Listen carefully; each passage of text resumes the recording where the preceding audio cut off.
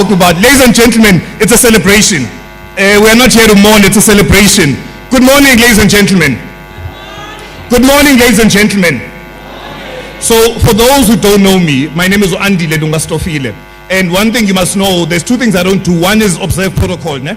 So, I will embarrass you. The second thing, if you don't comply with my rules, I'm going to embarrass you. The second thing is that we are going to bring energy into this room. And I will not leave the stage up until my demands are met. Are we clear? Up until my demands are met, when I'm not leaving the stage. Good morning, ladies and gentlemen. Good morning, ladies and gentlemen. Goeiemorgen. Goeiemorgen. Molweni. Sanbonani. Dumelang. Ndimashironi. Lochani. Henda. Absheni. Tobela. Tobela man, Tobela. Tobela man. That's what I'm talking about. That's what I'm talking about. We're here to celebrate, and we're going to make sure that we maintain these energy levels. Let me start by welcoming and greeting all the government leaders from across all the spheres of government that are here today. Let me also recognize and acknowledge the traditional leaders which are present today, community leaders that are present, captains of industry, our innovators. We are in an ICT Summit. The visionaries, the policymakers, the entrepreneurs. Notice I said entrepreneurs, not SMMEs. We are entrepreneurs, not SMMEs. We must be global in thinking. Let's make sure that's how we think. The friends of the digital future, which we are experiencing now, our esteemed members of the media, distinguished guests, ladies and gentlemen, all protocol observed. Eastern Cape, are you there? Eastern Cape, are you there? East London, are you there? Welcome, welcome, welcome. As mentioned, my name is Andile Stofile. I come from an organization called the Leadership with a Soul Institute. And the title that was bequeathed upon me was the Change Agent in Chief. So today is not just another summit, or the next 2 days is not just another summit. Today is a celebration. Ladies and gentlemen, it is a milestone. A 20-year journey of bold ideas, courageous partnerships, and a relentless belief and an unwavering belief that South Africa can be a powerhouse in the ICT landscape of our continent, with the home of legends being the agitator and the catalyst. I think we must give that a round of applause. I'm sure that people that have been on this journey will agree with me that for 2 decades this summit has been more than an event. It's been a movement, it's been a cult, and it's been a must-attend in the annual calendar. It's been a platform where business, where academia and communities come together to dream, to build, and to transform. So here we are today in 2025, at a moment when the world is shifting faster than ever. And digital innovation is no longer the future. It is the foundation of our present. We are living the future right now. Let's be clear about that. So this year's theme really challenges us to think bigger, to move faster, and to act with purpose. And as we celebrate 20 years of progress, we are reminded that digital transformation is a sport. It's a contact sport, and it relies on each and every one of us to get stuck into it. It's a collective mission. It requires courage. It requires investment. It requires collaboration. And above all, it requires a shared belief that technology can unlock opportunity for every single citizen in this province, in this country, and in this continent. So please, I will encourage you, have a look around you. Look to your left, and I literally mean that. Look to your left, look to your right. Look at the person right behind you. Tell me what you see. Tell me what you see. So let me tell you what I see, having been part of this journey. Let me tell you. So I see a room which is filled with pioneers. Pioneers who are in various sectors within this digital economy. There's people that are laying fiber. There's people that are launching platforms. There's people that are building apps. There's people that are driving AI adoption in the province, in the country. There's people that are driving, developing digital skills. And there's people who are pushing boundaries where others see barriers. So the Eastern Cape, ladies and gentlemen, is not waiting for the future to arrive. We're engineering it. And as I mentioned previously, the summit has been the change agent. It's been the agitator. It's been the proverbial square peg in a round hole. And as we step then into our next chapter, our task is very clear. we must lead as a province. We must build a province, and obviously South Africa, where primarily the province leapfrogs and digital infrastructure is universal.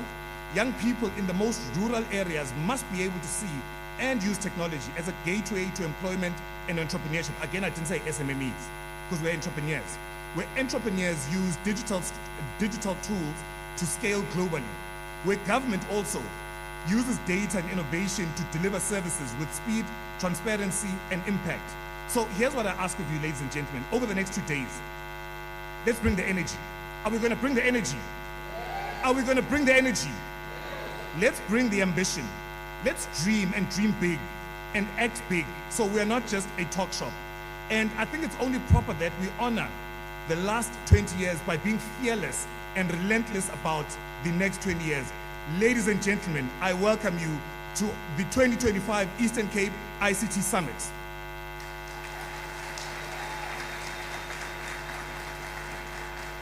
It is then, against, at this juncture then, I would like to bring up the pioneer, the visionary, the dreamer, more importantly, the action taker, the person who, more than 20 years ago, saw what the future looked like, almost as if he had a crystal ball, and said that the future is now. Let us do the necessary by creating a platform, which is the ICT Summit, which is going to drive the dialogue, and most importantly, drive action. Ladies and gentlemen, I think a standing ovation is necessary for none other than Mr. Mutsemfuleni, the executive chairperson of Nozolile Capital and Imbizo Group. A standing ovation. No, Camilla, please go back. Please go back. I said we are going to bring the energy. Ladies and gentlemen, come on, that's not enough. Come on. Come on, let's do this thing properly. Yes, a Shayama plate, a Shayama plate.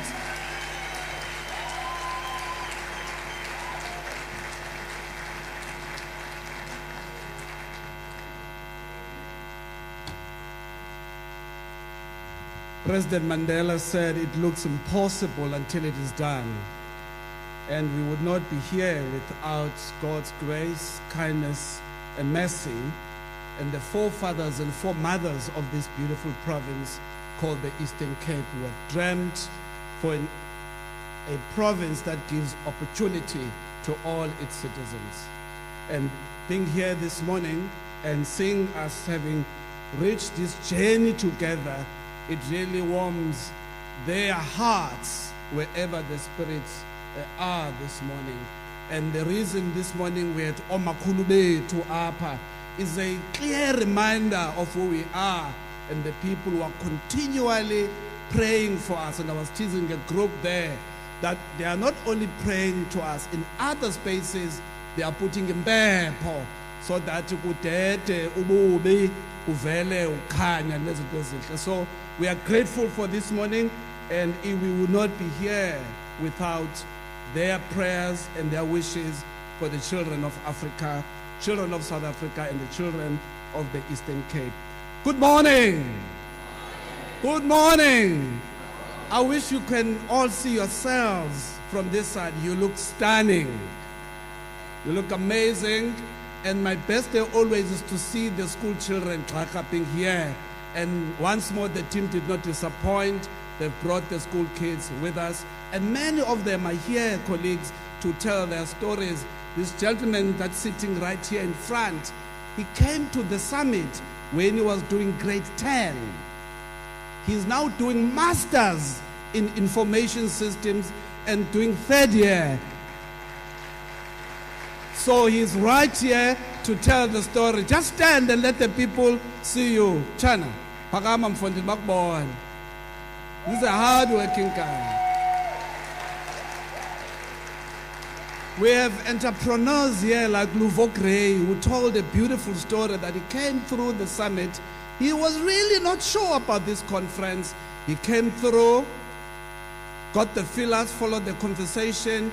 And Luvo Gray now, as you know, is one of the leaders in the sector and employs 150 people in their business from this ICT Summit in East London.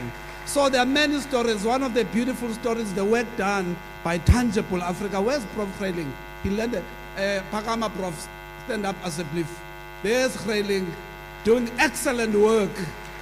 So throughout these 2 days, you're going to experience a lot of those stories that really show the social impact and the work of the summit. But let me take 2 minutes and do formalities and then allow Stoff to continue with his program.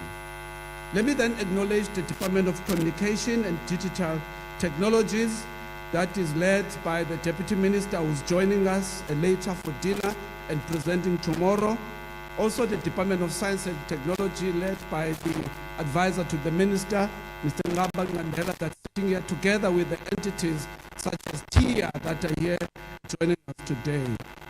The shoulders and supporters of this great vision are all here today, and I'm going to embarrass them and ask them to stand.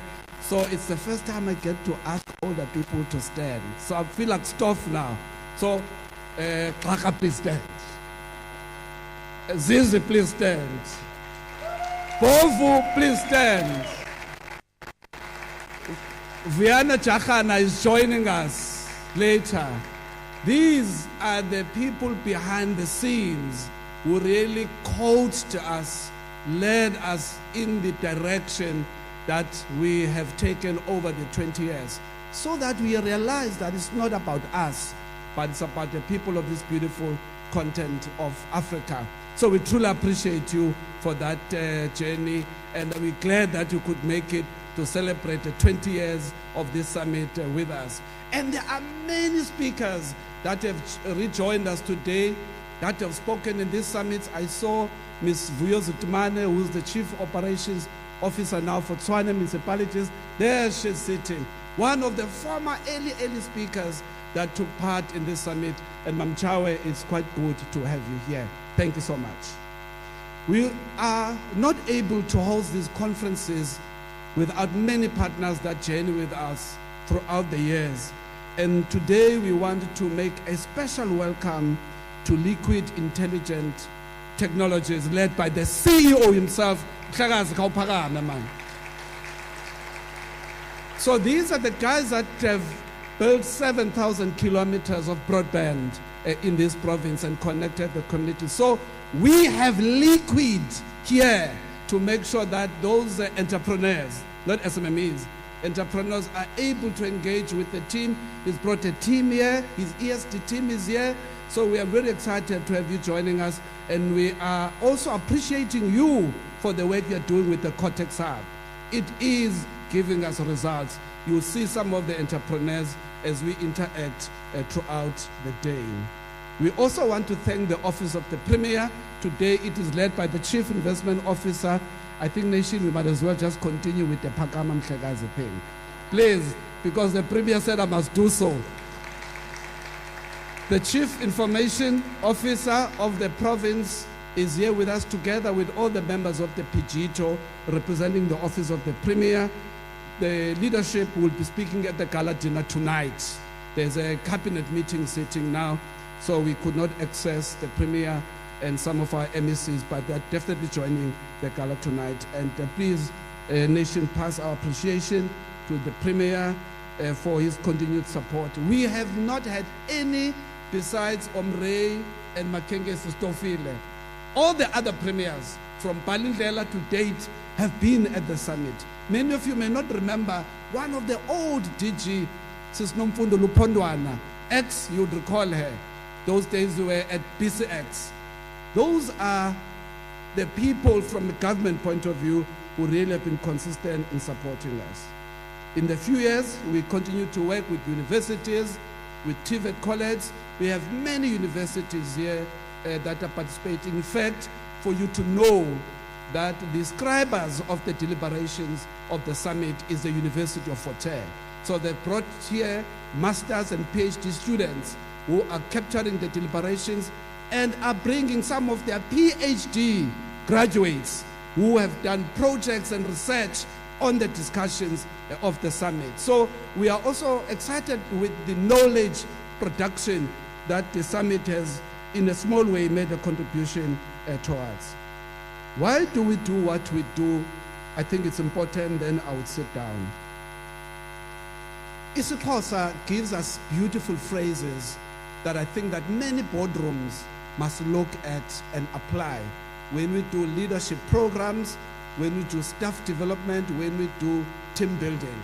There is this one, and I really tried to interpret it in English to try and get meaning to it. Maybe the program director will be able to do it, but I think I'll fail if I do it. But it's better put in isiXhosa. It says, Indaka yakha goboya benye.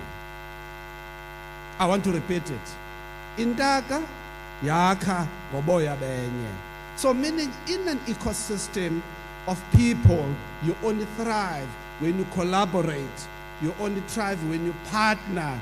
The young people were telling us at Cortex Hub just the last 2 days, there's no such thing about holding into your IP and not wanting to engage with others. You will not get the traction for scaling that you want. You need to collaborate with everybody. Those are some of the Cortex Hub lessons. But there's also another isiXhosa expression that's important, and I want to end on it. Akukho nkomo edla yodwa. So meaning economic opportunities, we must share together, meaning, I think this one I can try. There's no cow. Oh, hey. This Xhosa, yeah, it sounds political. It says there's no cow that eats alone. Hey, that one is not politically correct. Hey, that eating, that feeds alone. Let's get closer to agricultural terms as much as possible. Otherwise, there are people who will be guilty for eating alone. We are more than your walk about chayeto alone. I was no harm, but chayeto. The chairperson of ICASA made a commitment last year that he is going to keep on coming back. And when he was here last year, he did an excellent presentation. Please don't miss it. Where he did an audit of all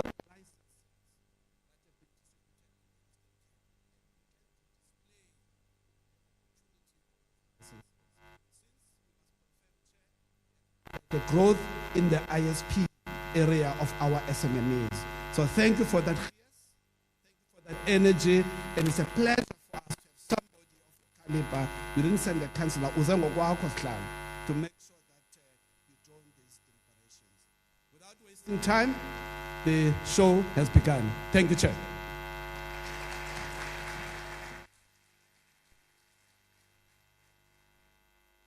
I'm sure you can do better than that. I'm sure you can do better than that. We said we're going to bring the energy. Let's bring the energy. Wonderful. Thank you very much. Thank you very much, Kamela, especially for acknowledging our senior citizens. It's very important to acknowledge our senior citizens. You remember during COVID, the former minister, Uzwelini Mkhize, classified them as the vulnerable groups. So it's important that we acknowledge the vulnerable groups. We thank you very much to the vulnerable groups for being vulnerable enough to coach us. I'm just putting it out there. And also just, when in line, just make sure that the vulnerable groups, because they need to eat medication here, high, low. So just make sure that they are in front of the queue. Please make sure. We really ask that of you. Once again, Kamela, thank you very much. We're now going to get into, we are changing things a bit. We are switching things up a bit. As you can see, that we are going to have a podcast. And this podcast roundtable is going to be around the data center future in South African metropolitan cities. And the theme is sustainable data centers, building smart infrastructure, shaping connected cities. And this will be moderated by Ms. Sherry Ann James, the editor of Daily Dispatch. Ladies and gentlemen, do the right thing and give Sherry Ann a warm round of applause. I can't hear you. I cannot hear you. Give her a warm round of applause. And you're not going to stop up until she gets on stage. Ladies and gentlemen, come on.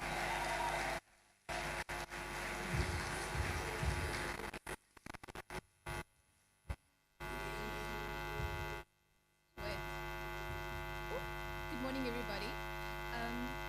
As you guys see, it's a completely different setup today. We'll be doing a live podcast, which will be not only speaking to you guys, but we're speaking to the communities out there in the digital world as well. So I just wanted to take this opportunity real quick to invite my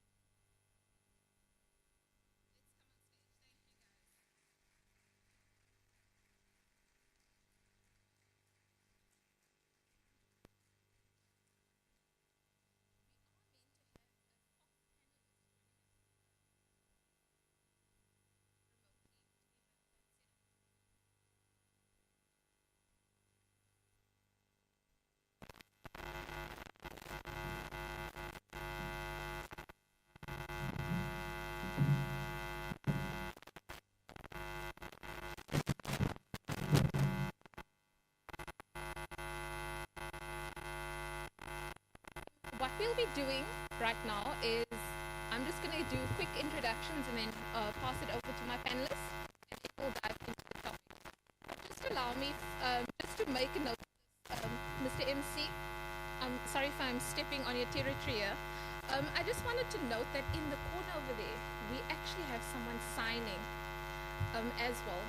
So really there has been a lot of effort, I think, put in making sure that everyone is part of this session, and I think that's really great, and I think that really deserves a round of applause. It's really inclusive. Okay. So before we get into it, my name is Sherry Ann James. I'm the editor of the Daily Dispatch newspaper.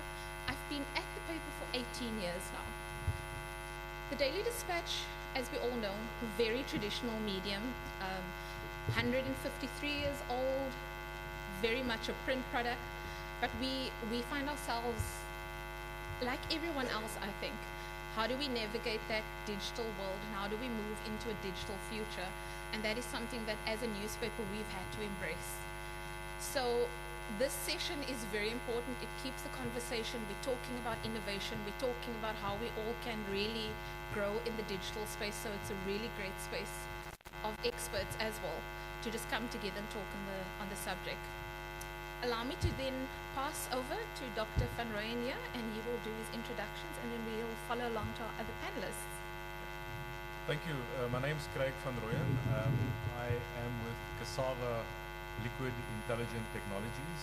I'm actually responsible for scaling digital infrastructure across South Africa and the continent. And we are leading in integrated infrastructure, in investments in fiber, in data centers, as well as GPUs, which you most recently heard of. Thank you. Hello everyone, my name is Luvuyo Makallela, for electricity currently working as a consultant around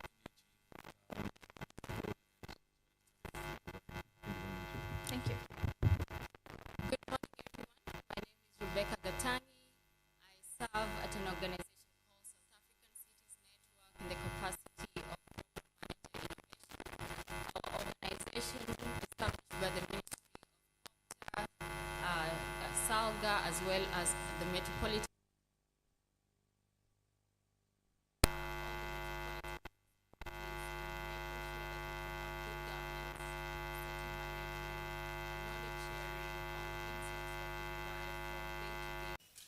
Thank you. As the MC mentioned, so the topic we'll be exploring today are sustainable data centers and how it helps build smart infrastructure to shape connected cities. And you know, I'm a journalist, and we like to really speak to the average Joe. I know we have a lot of experts here who probably know what data centers are, and they understand the technical jargon. But can we just very simply explain to people what's a data center? If I can. Yeah, thanks. Sherry Ann really asked me to keep it simple, so I'm going to use the anecdote that I best know to describe it.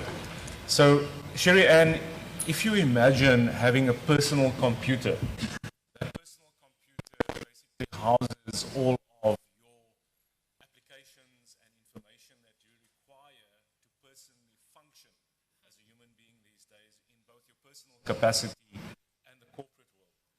The way I see it is that a data center is that same industrial personal computer that's just housed in a bigger building. And in that building, it functions the same way that your personal computer would.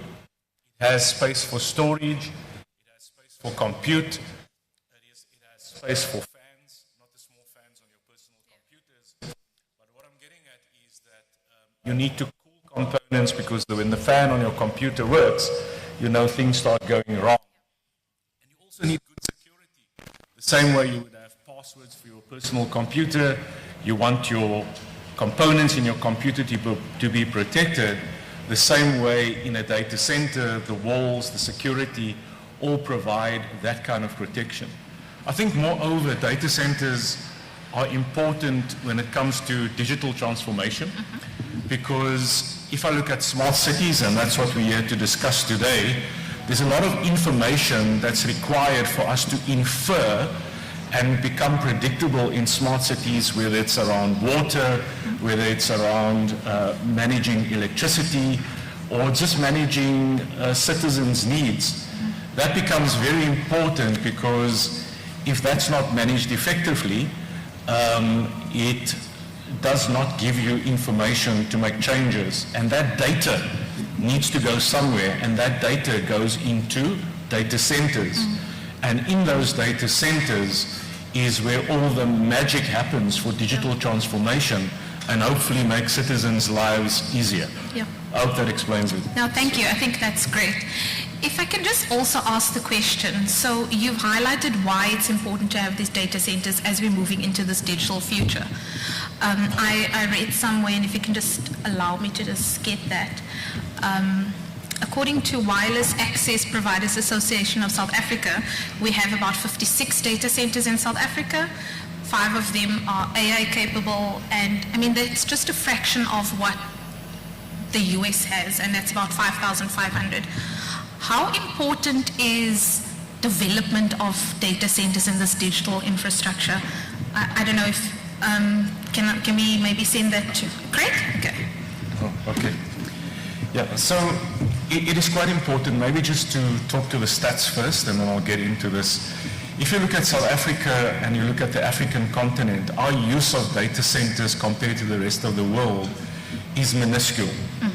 And just to give you an overview, about 45% of the world's data center consumption happens in the US, about 15% of that happens in Europe, and 25% happens in China. So what does that tell us? That the rest of the world only has 15%, and effectively with all the data centers, it's about 300 megawatts in South Africa. So what does that mean?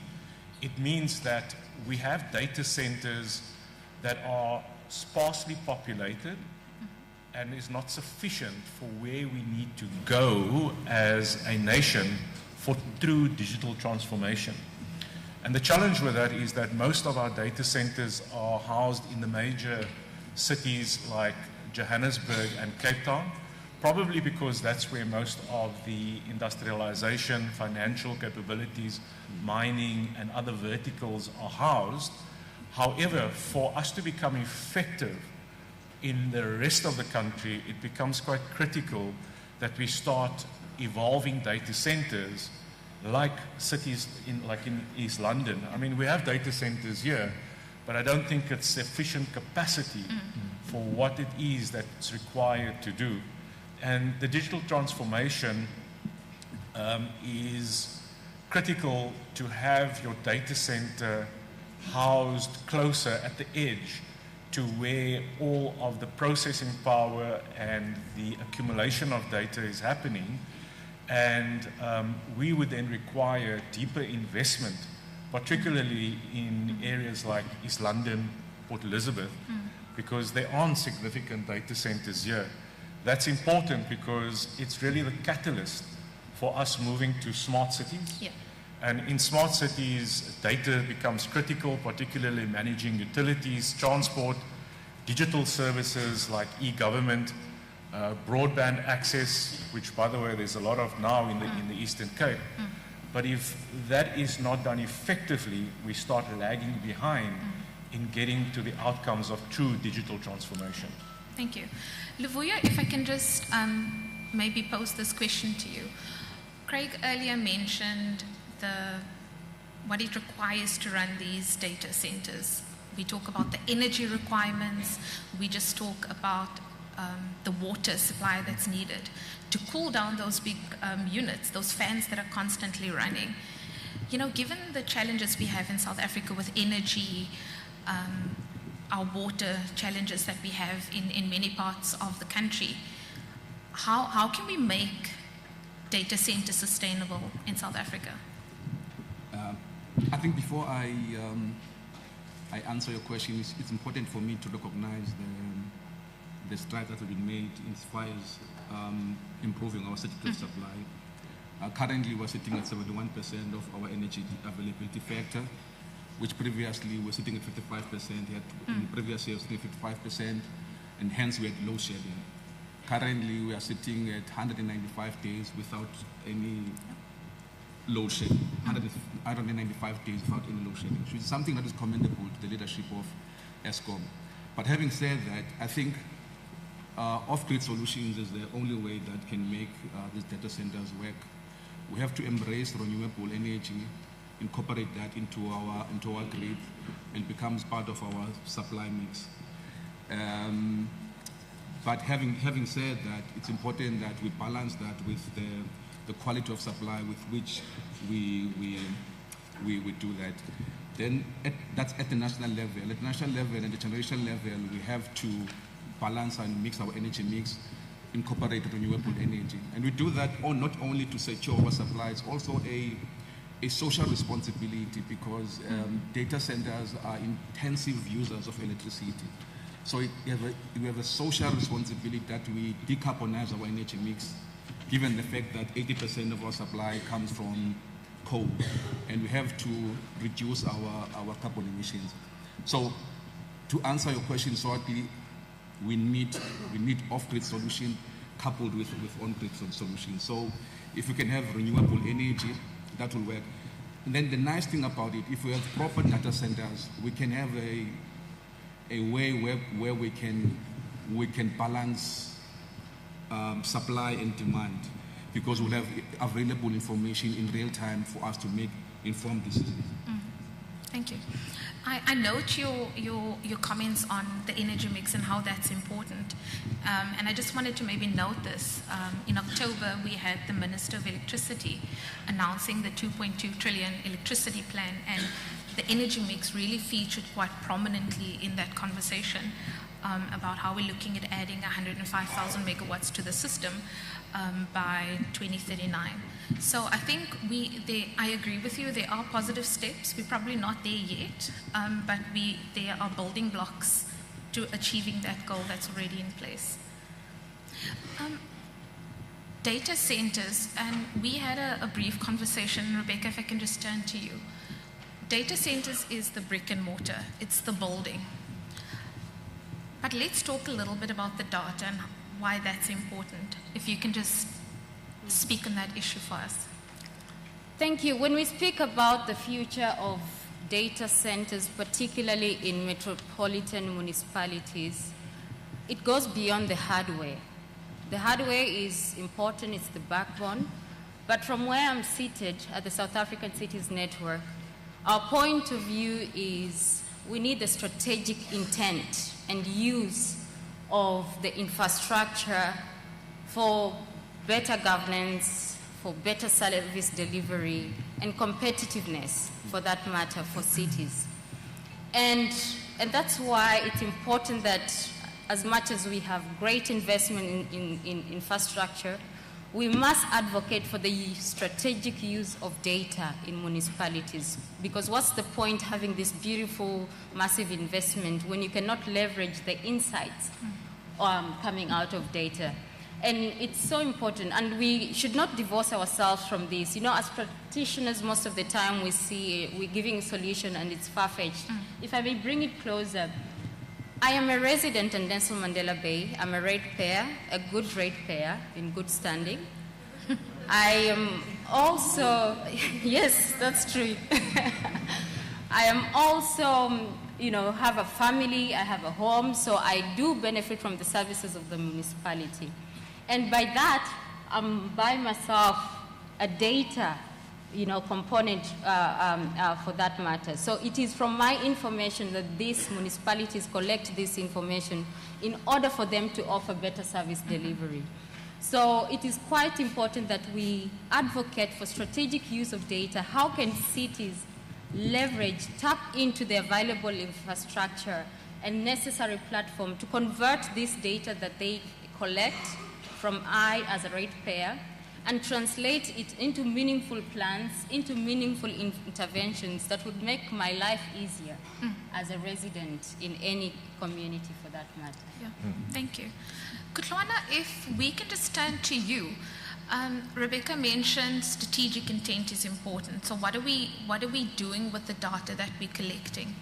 From a SALGA perspective, local government, how is that driving your policies and frameworks for basically a digital future for local municipalities? Sure. Well, thanks for the question. We actually have a program that covers 3 to 4 areas. One is helping local government develop common systems, right, solutions or software that can address local government problems. But the second one is, say, a common data platform. Data can be harvested, data can be standardized across municipalities, for analytics, but also for insights generation. And so what SALGA has been doing is we've developed a platform, SALGA Pulse, which connects with a number of including municipalities, including other entities like the state, which now becomes available to use. So the ecosystem is exactly what we're trying to build. And going up the data center conversation, as we see the growth in this ecosystem, sorry, then those Kutlwana, sorry. We are just having difficulty hearing everything that you're saying. I'm not sure if it's a connectivity issue. Do you mind just going back a few steps and just running us through what you were saying? Because we do want to, hear your opinion. Sure. Let me try again. So what I said was, SALGA has built a digital platform called SALGA Pulse, which orchestrates the movement of data from various government entities and municipalities, and then generate more insights that can be used by municipal leadership, councillors, but also data for citizens of how municipalities doing, where the projects are being implemented. It's more oversight as well from and national and provincial government. So that's what we do. So I want to just make a comment on the data center organization. That because of that, doing this, an increased use of data in the ecosystem, and therefore more locally based municipal center. So I think that's quite critical. So data is localized, the data is protected within our laws as well. So that's what we can start working with ICT's network and also to kind of raise funds for municipality, invest in this infrastructure, and of course, required to be as well. Okay, thank you. The concept of smart cities, I would like us to just talk about that if we can. I think for a lot of us, the idea of a smart city is this pie in the sky idea. But can we just break it down? What is a smart city, and how do we achieve that? And it may not necessarily be a full overhaul of how a city functions, but just the small initiatives that we can implement. Can we just talk about the concept of the smart city in the South African context? Yeah. So, and I'm going to touch on what Kutlwana was talking about, because it ultimately boils down to the customers or residents in a society. So a smart city or smart, the definition of a smart city is not necessarily a shiny tech utopia as we might think, but rather it's about implementing concepts that make life easier for us as residents. It is implementing innovative solutions that leverage data, that leverage technology, and making sure that whatever initiatives are implemented makes our life much easier. And of course, in South Africa, we are guided by the South African Smart Cities Framework, which is hosted at the Ministry of COCTA, and all of us pick all the principles from there. But what is important, and to what Kutlano was talking about, the recent rise of data platforms, for example, open data platforms. We in government advocate for open data platform because this is data coming from the residents. And in such platforms, you're able to collect enough data that will give us meaningful insights on the direction in which our people are moving, the direction in which, what are the main themes cutting across our society. So smart city is for us to make sure that we are able to deliver services to you without you necessarily walking into an office. I cannot remember when last I walked into any bank. It has been many years because they have made it so much easier for me to access everything at the palm of my hand. We can do the same for our residents, and which has already happened in some municipalities. And I would like to quote, for example, eThekwini. eThekwini has launched an important platform they call Strategic Hub, in which they've integrated all their data platform into one single platform. And in this case, as an executive mayor or a mayor in the case for eThekwini would be able to say, I know the community ward number ABCD, you're expecting your waste to be collected today, but it hasn't been collected because the truck left the depot at this time, had a breakdown in this road. It has been redirected to a particular section to be fixed, but a second truck has been sent, it's on its way to you. So expect your garbage to be collected in the next 4 hours. So that is what smart cities is about, being able to first communicate to residents so that you're managing expectation, but also making their life easier such that they know how you're going to service them better and how you're going to attend to them. And this, by the way, is being scaled at national level by COGTA. You touched on the smart cities framework, and we're gonna touch on that just shortly. I wanted to talk a little bit more about, you've mentioned the benefits of smart cities or smart initiatives and how that really can help people get a better service from the state, so to speak. But what are some of the challenges that we face? And Craig, Luvuyo, please, if you can also just jump in on this one. What are the challenges that we are facing to achieving that?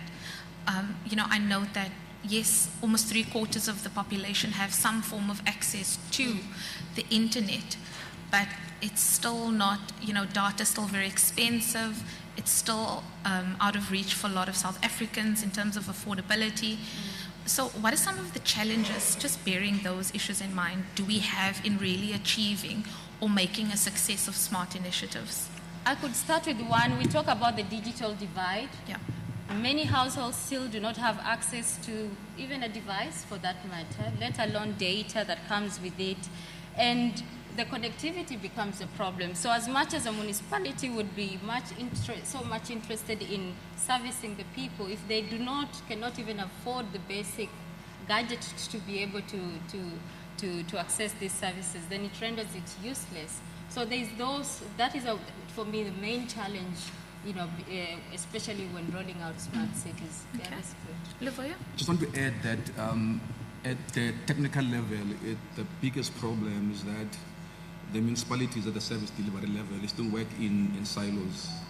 You find that there's so much technology that has been deployed throughout the city, but it's isolated, it's not integrated. For example, there's so much information as far as transport is concerned, but that is not linked to your call center, so that you can be able to redirect your resources, so that you can effect your much better services to our communities. So that is where we are. There's a lot of technology that has been deployed, but it is not integrated. So the issue of smart city is about sharing of data so that we can make much more informed decisions to the network operators, and then the customer experience is improved. So it's about leveraging the existing infrastructure, and so the other issue is that from a strategic point of view at the local government level, there is no blueprint. So this thing is happening in haphazardly. There is no blueprint that says this is how we envision the city, and these are the devices that have been deployed for which services and what network are we going to use, what communication protocols are we going to use, what are the users, what are the clients, and what data should we harness to such a user and such a client. And that should be incorporated onto the IDP and become adopted by council and become a strategic document that will guide the municipality or utilities for the next 5 years. Otherwise, the piecemeal approach and isolated approach will not be sustainable. Yeah. Thank you. If I could just, Kutlwana, maybe pose this question to you. Luvuyo mentioned the fact that we don't really have a blueprint. There's no real strategic direction. It's not incorporated into the IDPs of municipalities. Just from a SALGA perspective, can you talk about, from a policy perspective, what's being done to sort of, I don't want to use the word force, but encourage municipalities to adopt technology? No, thanks. And I think, the previous point, so there is working one by Proctor. There is a smart city system that's been developed. From a SALGA point of view, we have a digital maturity model that includes 5 new age digital strategies which can be adopted by IDPs. So we do a lot of training and strategies that. In addition, we also try some successes that we've seen in others. Mentioned some taking some work being done in city, but also some work that's done by take for granted that we have actually brought in incorporated into our smart city framework that proposed. There's 9 things that it's bringing what we call smart connected citizenry, connect or smart homes, smart cities, doing paperless, use technology, high information, integration, and data local government. And those are the 9 ingredients municipalities towards painting the future of municipalities or smart municipalities. And so we do that in training, support, capacity building, but also help municipalities build strategies from our own capacity. Let's talk about some of the challenges. The key challenge for that is mainly money. Digital transformation by nature requires upfront capex commitment. When we look at other spheres of local government or other functions of government, we do get grants that are provided for infrastructure. But there isn't a grant that exists for digital transformation.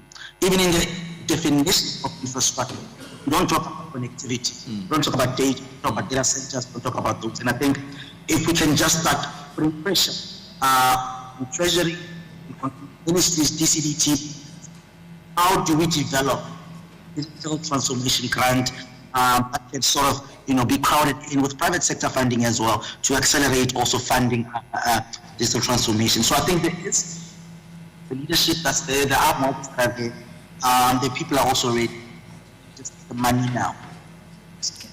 Thank you. Guys, that is all we have time for today. I know we probably could have spoken for another hour on this issue. Round of applause, round of applause, round of applause. Shayama plate, Shayama plate, Shayama plate. Thank you very much. Ladies and gentlemen, to follow the program, please go on to the website. There is a QR code on the website to follow the program. I kindly ask that of you. We are now going to, Ukamela did speak about the veterans, the senior citizens, the vulnerable groups. So spearheading that group is an ICT veteran who needs no introduction. Ladies and gentlemen, can you please give a round of applause to Dr. Andile Ebna Naba. Ladies and gentlemen, come on, let's do better than that. Let's do better than that.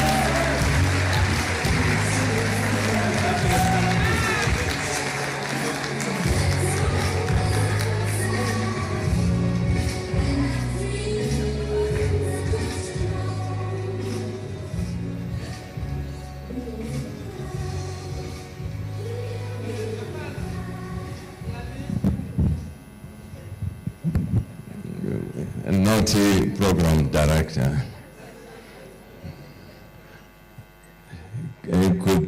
Good morning. It's in the morning. Yeah, it's really pretty quite packed here, right? And thank you, everybody. Is my presentation loaded? Is it? Oh, perfect. There's okay. So it's 20 years coming into this. And really, I mean, I think firstly, I mean, I want to echo what Andile said, that, you know, the people who are here, or what Mose said about Indaga and Ngomo, which are pretty quite difficult to translate. But the essence is, if you want to go far, you know, have lots of people around you. I think this is a summit, a true summit, because when you say summit, it's the culmination of what has happened in the year, and the fact that we are all, you know, here at the end of the year. I just want to do the honors to greet colleagues here who really support this program that Mutse put together. Thank you, Chair. We really appreciate the Chair of ICASA. I mean, one of the people who have shaped the industry. Thanks, Juanita, the CEO of the Digital Council. I mean, thanks, Video. Really, we sincerely appreciate this, Shubi, and all the people really who have been at the forefront of this and have been coming here. I hear that you are in New York most of the time. So I mean, in the interest of time, I've been given a topic really, you know, to say, you know, the insights about where we are. The little message I just want to put out of this, I tried to make the presentation simple, extremely simple, right? And I'll keep saying flip because I don't have a click. To try and trace where things come from and where we are. The message I want to put is that we all have to learn from scratch. Let me repeat, all of us have to learn Didi as if all what we have known is not really going to be usable. And we need to commit ourselves to that learning. It's not only the young guys who are wearing uniform.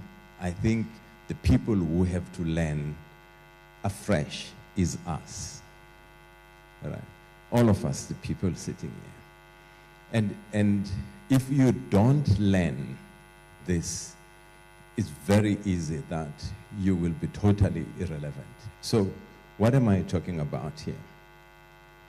If you can just go one slide. So where we come from, we come from, at the beginning of this industry, what was called the telegraph era. That telegraph era basically is something called Morse code that was done many years ago, called and then you had a key to use to basically write messages, A, B, C, D, or 1, 2, 3, 4. I mean, some of us in the military, we trained and used this, right? And it was dots and dashes. I mean, if you read and Google now something called Morse code, you will see there are dashes and dots. And it, you know, A has a certain type of letter, B has a certain type of letter, etc. And this is how this was at the beginning. And you would communicate with somebody on the other side, right, with this key, and prepare a message, write it, and communicate with somebody. What is very interesting is the following today, that type of communications, you hear it not from humans, but from other things that I'm going to talk about. So this is what really was the first phase of humans doing something, about this industry. Next slide. So that developed, and then we came to what we call circuit switching, which Chair and Video and other people here started to learn, the circuit switching network. And, these are telecom exchanges, if you want, that you see in different places. Right? And this was something that people felt it's a wow. It made us to really get excited about the industry, that you see a 3-story, 4-story building, they call it a telecom exchange. And when you go inside there, you see a lot of machines and a lot of things. And that was what was called circuit switching. It had its own limitations in the sense that, for instance, it looked at physical resources. You had to put in more copper cables. You had to put in, a lot of equipment. It could not scale in itself. But the way in which it had to scale, you needed to do something like putting more cables, more infrastructure if you had to scale. Then, to jump from this era, basically, of circuit switching, and then, next slide, we went into what we call now the IP, basically, protocol, which a lot of young people here studied, this Cisco IP networks. And this is, the age that started in the late 80s, to the 90s. And this is when now people started to email each other. The previous one was purely just voice communications and fax and all of those things, right? Here, in the late 80s, 90s, we started to email, and then we started to see a lot of interesting things that we were able to do. Email, have you received my email, right? And a colleague of mine, not a colleague, a brother of mine, he was a counselor, and they went to this meeting, and they were asked that you write your name, your surname, your telephone number, and your email address, when emails were still starting. And then everybody who was attending was writing the name, surname, and telephone. So this part of email was blank, because people were like, we're going to be counselors here. Hey, I don't know why you don't live. Nobody has an email amongst them. So my brother wrote his email, and then everybody said, where's your email? Show us. Show us. Where is it? Because for you to have an email, you had to carry in their minds, you had to carry a computer at that time. In the same way as if you have a phone, you have a phone with you. That's basically how people understood an email. It's a real story, basically. So we went past, we are now going past this. So this is now, where are we going to? This is now where the stuff is starting to be juicy. Let me get to the next one. Where are we now getting to? Right? So, we are humans, right? This is what we call ourselves. Am I correct? We are humans. So, imagine if I was addressing this conference here full of people who are non-humans. Non-humans. They're all sitting here, and I'm talking to them. And they're listening, they're asking questions. So, this thing of basically APIs, these protocols of interfacing machines and systems, basically, it's a language that has been used in this IP environment, to basically say that, no, it's an API-based platform. You had the people who were talking in the past. Now, we're going to something now that are going to live together with us on the internet, that we call them agents, right? So these agents are going to have ability to execute things, ability to have goals, and have an ability to be autonomous. Okay? It's becoming interesting. Now, think about you having one or two agents that do things for you. Okay? Let's go to the next slide. So, these agents, they're going to be meta agents. A meta agent, for instance, would be like Andy Lestofile here, who's controlling this event, right? Oh, no, a meta agent would be like Umotse, who is the owner of the event. And then a super agent would be like Andile, who is running the event. And then swarm systems would be the rest of the team that's organizing the event. I'm just using an analogy here. So, and these agents are going to exist alongside us to do things that would have been done by humans, that humans might not necessarily be able to do for a variety of reasons. So we're going into this world of agents. Meta agents are big agents that are responsible for ecosystem. And then super agents are the agents that will manage a number of others. And then swarms are really teams of agents that do different type of things. It's getting boring at this time, I know. Right? This is what we need to learn today. Is what exactly these agents are going to do. What are they going to do? All right? These agents will make appointments for you to go to the doctor. They will do all the payments for you at the end of the month. They will run all your errands. They will do everything for you. That's what they will do. You don't have to do anything. You don't have to email. You don't have to do this. You don't have to make appointments. You don't have to check your bank account. They will settle everything on their own autonomously.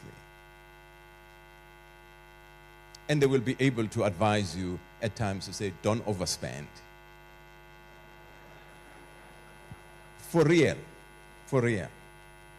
Next slide. So what type of agents are these that will tell you? These are agents called the mixture of experts.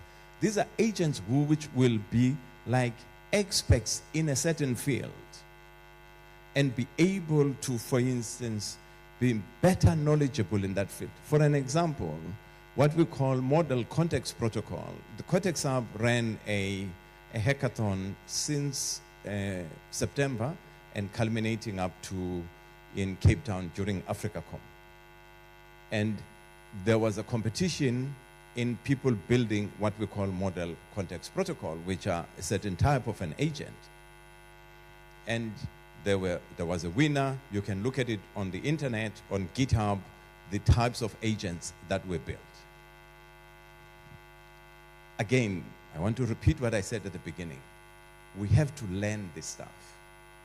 Otherwise, it's going to be tough for us. So these are agents that almost operate like experts. This mixture of experts called MOEs. The rags, I call them librarians. You know, the function of a librarian, right?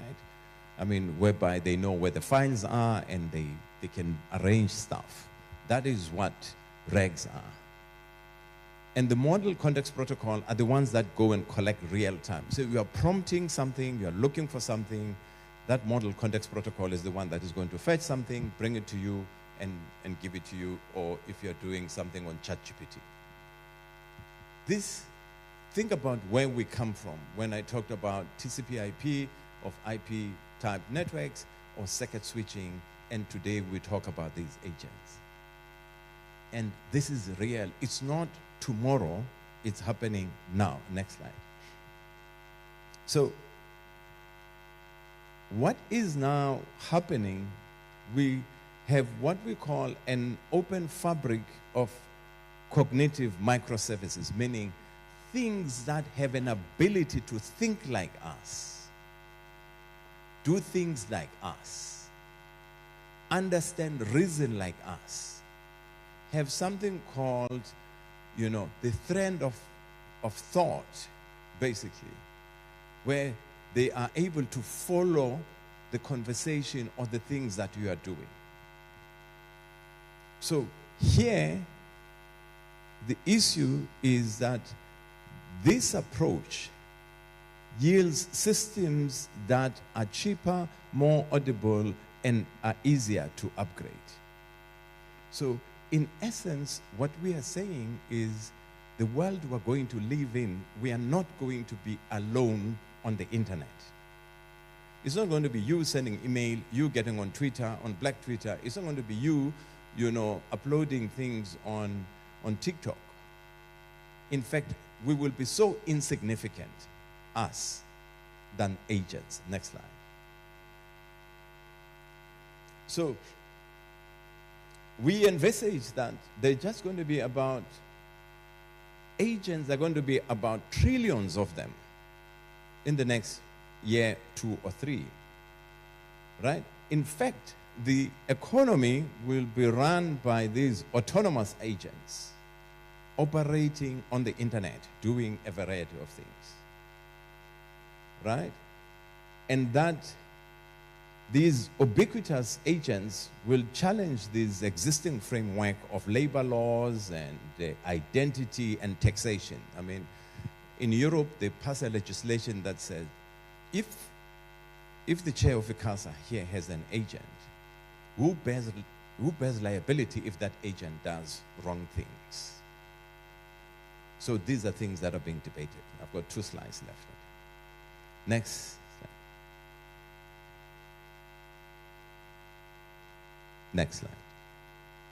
So these technologies, as I've said, we are now getting into a stage whereby we're getting into the threshold where they are almost acting like humans, right? Almost. Whereby you're going to talk to an agent on the other side on the phone and you won't recognize that this is not a human. Or you're going to go into a channel and watch television, you will not recognize that this show is being run by agents. Or listen to somebody reading news and you won't even recognize that the person on the other side who is reading news is an agent. Or for instance, Baphelele will send an agent to join a conference call with the department from ICT that looks like him, not him per se, and will participate in the conference call and reason like other people. I know it looks unreal. Yes. This is not 5 years. This is now. Okay. So, next slide. So, where we are getting into this point that we call, right, the ignition point, basically, where recursive improvement will actually be happening on its own. Whereby we will coexist with agents and you will not be able to differentiate between humans and agents. Okay? Now, we're getting into what we call artificial general intelligence and artificial superintelligence. This is not 5 years. This is not for your grandchildren. This is like now. Now. So the question is, are you ready to do this? Next slide.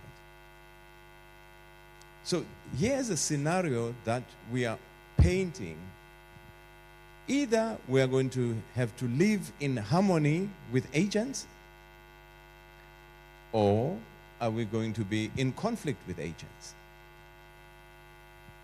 The choice is yours. I mean, I think a lot of scholars of the topic, this is where basically they argue about autonomous agents that think on their own. I belong this side of harmony, that let's build harmony with agents rather than conflict.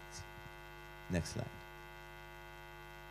So each one of us will have an average of about 10 agents to do a multiplicity of functions. So before 2030, there will be about 10 billion agents roaming around the internet doing a couple of things. Right? And these are non-human identities, as we call them. And they will act like human, do things like human, talk like human, but they've also got their own language. Have you ever heard the agent-to-agent language? Yeah, it's on the internet. You can listen to it. Next. So, the last one, yes. So the human speech, the one that we know, will no longer be dominant on the internet. It is the language of agents that's going to dominate the internet.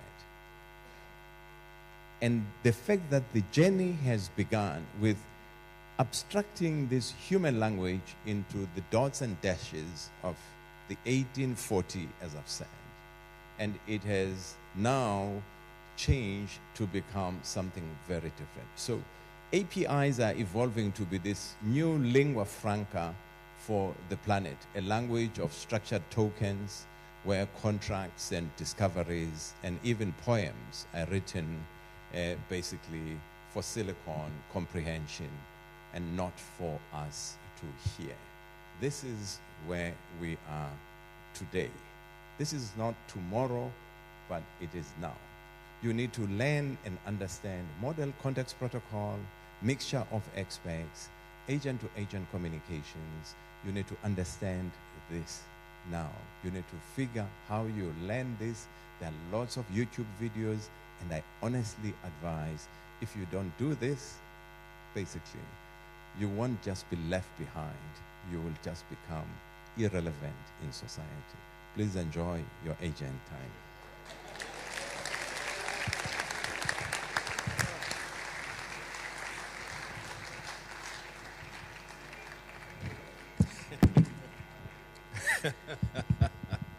Yeah, no, you know, for those who have got access to the program, you would have seen that we are now in the expert talks.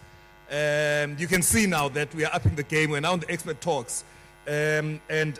Indeed, you know, we need to look at what the future looks like, which is now, as I mentioned. I'm just imagining the, you know, Ziad, the situation where, you know, I'm in a call. And here in the Eastern Cape, we've got certain dialects, you know, there's certain things which are very bespoke to us. So if I'm on a call with Kamela, for an example, so Kamela's clear name. Hey, it's time to, hey, Kusan, now, these agents are going to be doing that. Hey, kunjani mchana, hey, bawe lugeme mchana man. Hey, phone So these are things that are so bespoke and so unique to the province that someone who's outside would not be able to understand. But the agents are now, from what I'm hearing from Dr. Ngaba, are able to even go to that level such that you're convinced that I'm actually speaking to this particular individual. So it's very localized. And so, colleagues, I will encourage you. You know, I was just, you know, looking on my WhatsApp. And, you know, there's a business communication that is happening. My agent is actually doing 90% of the work for me in terms of quotations for speaking engagements and those kind of things. So as we're speaking, I mean, as we're sitting right now, this is working in the background. So when Dr. Ngaba says this is not in the future, it's not in 5 years, these are things that are happening now. I'm saying to you, it's happening right now as we speak. And I'm just monitoring because it's been trained and been trained properly. Let's move on. Can we please give him another round of applause? I know that this thing sounds far-fetched, and anything that generally in Africa that we can't understand is witchcraft. Electricity, do you know, was once witchcraft? Because, you know, the farmers thought, these things, these lighting things, are now making sure that our bulls are not able to mate and do what they're supposed to do. So it was called witchcraft once upon a time. Look at us now. We complain about blackouts and ESCOM blackouts. So this is now the age where, witchcraft becomes the norm. So don't think it's witchcraft. It's now normalized. It's not witchcraft, it is normalized. Ladies and gentlemen, we've got our next expert speaker coming up, which is Mr. Nation Matigiza, who's the Chief Information Officer of the Eastern Cape Provincial Government. Ladies and gentlemen, let us please not be as afraid of witchcraft and give him a very warm, rousing round of applause. He's not going to get up. He's not going to get up. Ma'am in yellow, you're not, yeah. Sir, you're on your phone. Can you please give him a warm round of applause? Mr. Matigiza, over to you.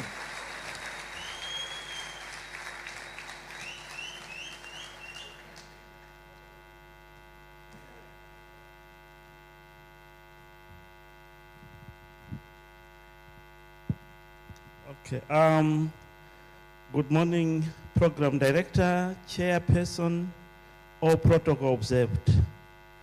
Thank you very much. I'll be presenting on government mandate and emerging technologies. But as the chair has presented on agency, as government, residence is very important. We would want to know, where is that agent residing? Is he outside or within the country? Because we are afraid that if he's outside the country, then we are not secure. So I think those are some of the things that we must deal with before we engage the agents, right? Let me acknowledge my DDG who is here with us. DDG Dakada, maybe can you stand? Oh, there she is. Yes, thank you very much. It's the first time that she's attending the ICT Summit. At the beginning of the year, she told me that she wants to be close to ICT.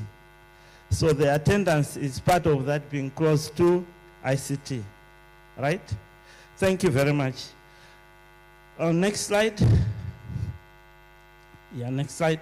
Okay, so we are talking about government mandates and how the emerging technologies we have, we need to exploit them so that they can help us to achieve these mandates. Now, as government, the need for modernization is coming not out of choice, but definitely there is pressure because everything around us is modernizing. So we can't stay idle without modernizing, otherwise we'll be out of sync with what is happening around us. Again, integrating these technologies is not optional because perhaps that's the only way we can deliver services to citizens and clients. And we do know that we have unprecedented social challenges such as health, crime, and all those things. Most of these things, they need intelligence which you can't get elsewhere other than from these emerging technologies. So we need to embrace them in order to be able to deliver the services that we do.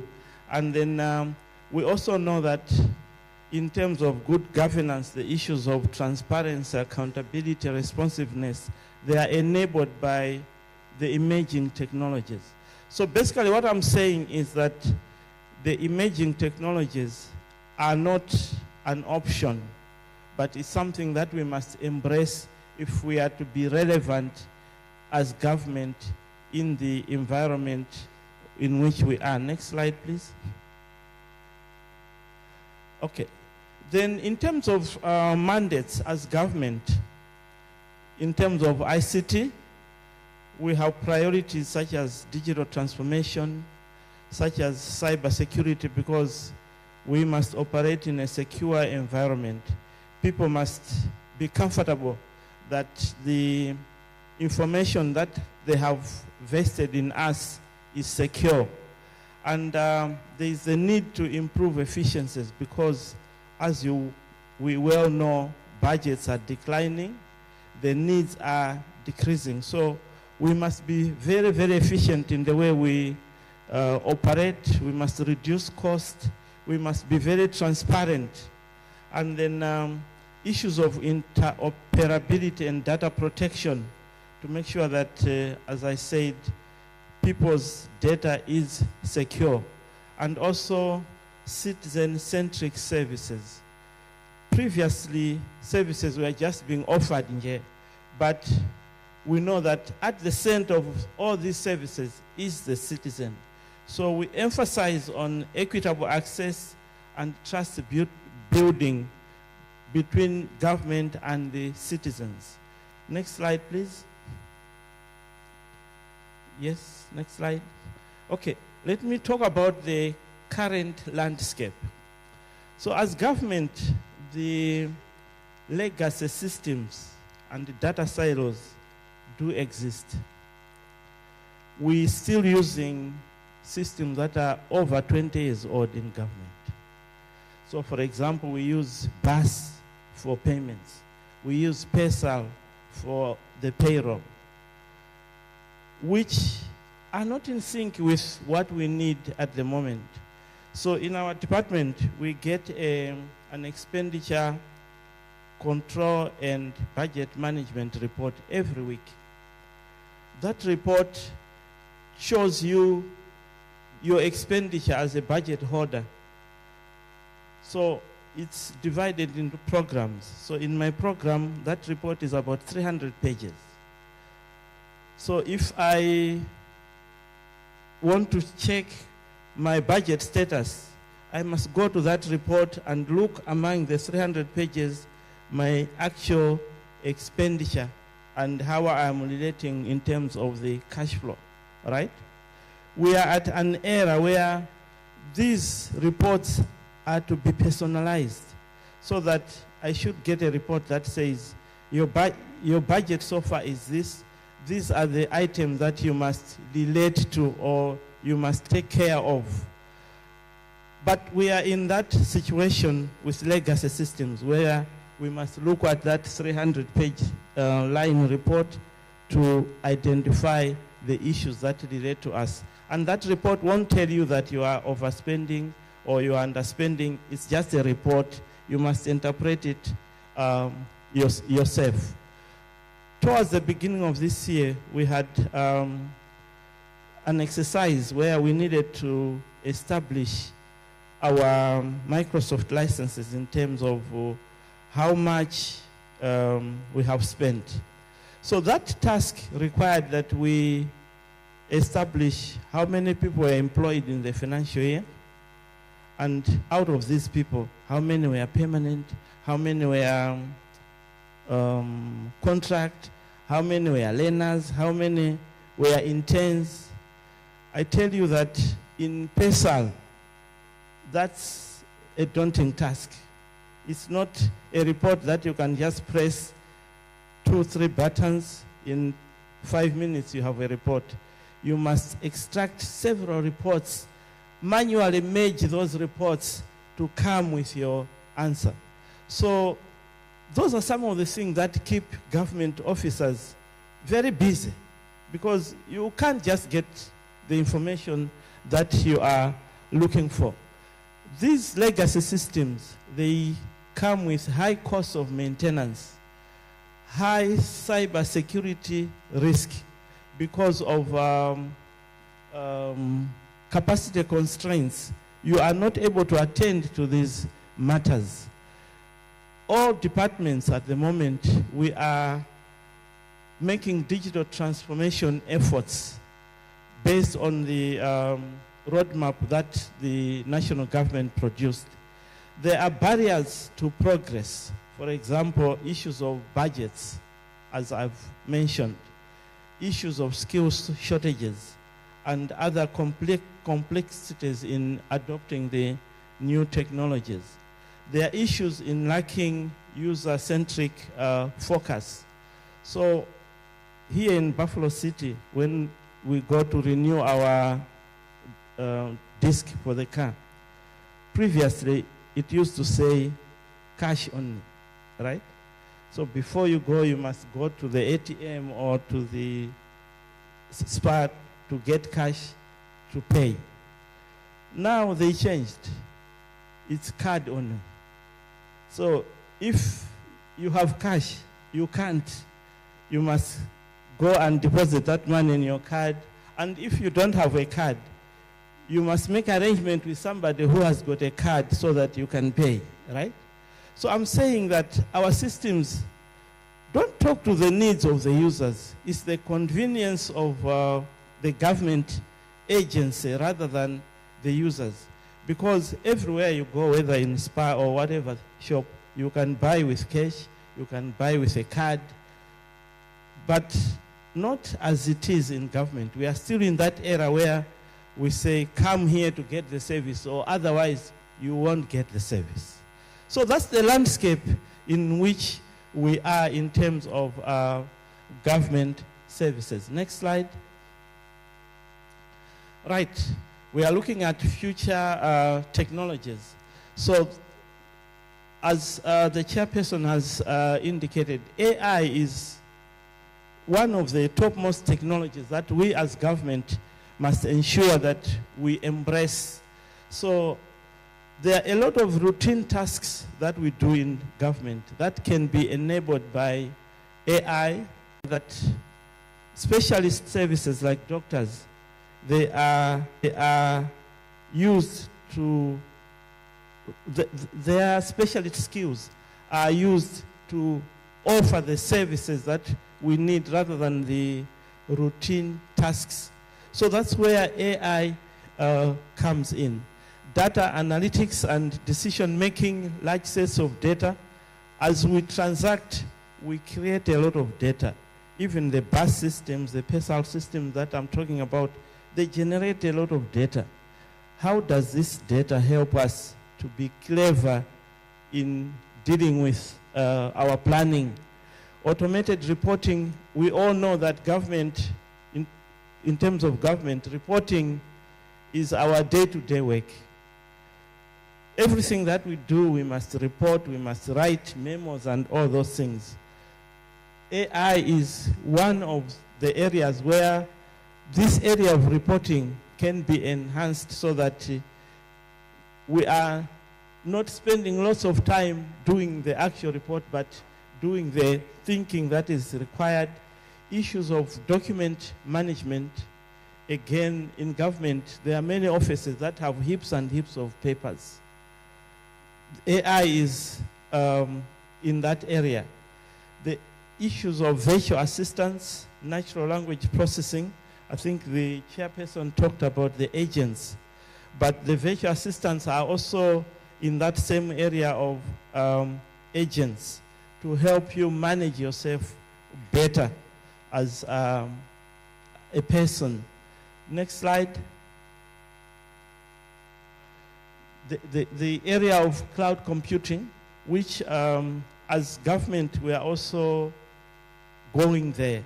As a provincial government, we have migrated most of our services, especially the productivity services, to the cloud.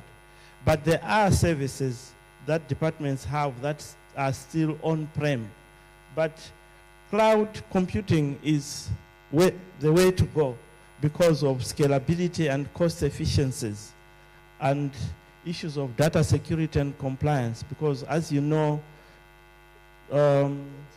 when we keep our staff on the cloud provider must secure their infrastructure. So that process of securing the infrastructure is work that releases us from looking after the security of the infrastructure to concentrating on what we are supposed to do, right? And that also talks to government capacity. Instead of keeping capacity to secure the infrastructure, then that capacity can be released to do other more important things.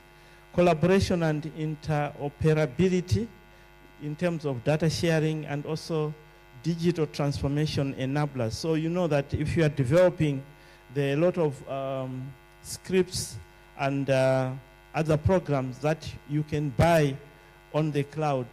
So it fast-tracks the process of developing systems to make digital transformation a reality. Next slide. Blockchain in terms of transparency and security, and also decentralizing applications that we greatly need. Issues of smart contracts and also enforcing compliance without intermediaries. There are issues of scalability and regulatory challenges in that area, which as government we need to respond. But you understand that as government, in terms of the regulation, it's centrally controlled.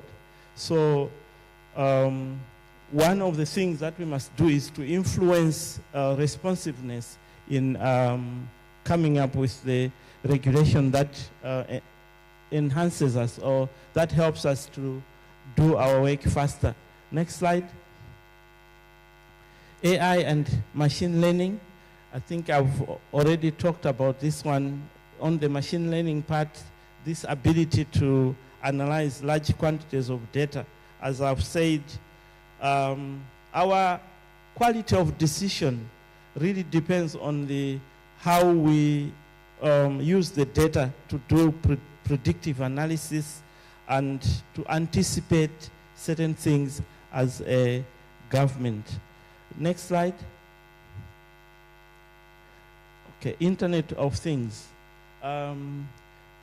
We know that's also an area with great potential.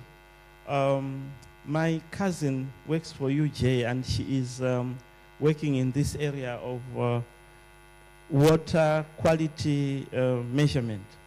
So she's got a project here with Amatola Water. So traditionally, Amatola Water must take samples of water 4 times a day to measure, right? The project is to put sensors in the dam so that that sensor can automatically send data concerning the quality of the water, so that the personnel don't have to go take the water, measure 4 times a day. You see how much capacity will be released to do other things if that sensor is employed there. So that's the potential of Internet of Things. Letting things being done without human involvement, so that we can apply our mind on what has been done to improve services. So IoT then supports innovation and sustainability of our goals. Next slide, please. Cybersecurity, as we have mentioned, is an important area because we know how difficult it is these days. The cyber criminals are even getting more complicated, using the same AI that we also want to use to automate our tasks. So we need really to concentrate on cybersecurity to protect our critical infrastructure. But it's important that our defenses are multi-layered, so that if one layer is defeated, the other layer can still protect us. The workforce training and collaboration, working together, compliance and resilience, linked with the cloud computing to ensure that those that spend their time or skills on securing the infrastructure, we can benefit from their skills.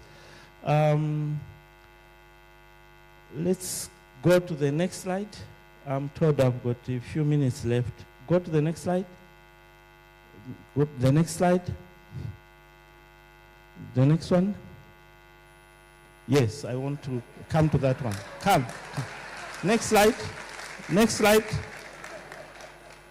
Next one. Yes, yeah. Right, so basically I'm saying that it's important for us to align technology to our mandates, especially the emerging technologies, to ensure efficiency and transparency. And also that the technologies that we have discussed are enablers of service delivery. Next slide. Yes. So what is my call to action? So I'm saying that as government, we must embrace innovation, increase investment in ICTs and capacity building. So what we have in government is a situation where the gains that come through ICT, they don't go to ICT. So for example, if because of ICT we have virtual meetings and we are cutting on travel costs, we are cutting on accommodation, those gains don't go to ICT. They go to supply chain and the other directorates. But there is a need that we can quantify those gains so that ICT has more budget to do more things. And in most of these organizations, or departments I should say, the budget of ICT that was there 10 years ago is the same. For example, if the budget was 3% of the departmental budget, it's still 3% of the departmental budget even up to now. But digital transformation requires that, because as we know, ICT is a high expenditure activity. I'm also saying that we must foster collaboration on ICT strategic practices. So the life of a CIO in government is a very busy life, because other than the ICT issues, you must do the reporting things, you must attend meetings and all those things. Now, what I'm saying is we need collaboration, what I would call is strategic support. In other words, something that, the support that helps you, somebody independent, to see what you are doing to make sure that it makes sense. I have an example of the current broadband project that we have. In that contract, we said we are connecting 2,700 sites. We signed and it was done. But I think that we needed some strategic support, somebody just to look at the contract and say, does it make sense? So for example, I'm thinking, instead of saying we want to connect 2,700 sites, it would have been better done in phases. Because what you do in phase one will help you learn to do better in the other phases. Now you find that the problem that we are facing, we could not have faced them if there was that strategic support that critically looks at a plan and tells you that, no, I think this is not right, this is like this. So there are those issues that in government we need to look at and deal with. The last one is the issue of the State Information Technology, SITA, as our partner in government. We know that SITA enables us as government. Now in 2020, SITA developed this EDD, Electronic Document Distribution System, where we distribute pay slips. And as government, we are all using that system. And when it started, we all rejoiced that our sorrows are getting to be reduced, right? We are happy with that. But we expected that maybe 2 years down the line, another pain point would be dealt with. Another 2 years, another pain point. But now it was that one, and up to now, we haven't had another system that addresses our pain point. So I'm saying that SIT as our agency must redefine the digitalization plan so that they don't just address EDD and SIT, but they must be looking at the different pain points that government has and addressing them on an ongoing basis instead of a once-off basis. Let me stop there. That is the end of my presentation. Thank you very much.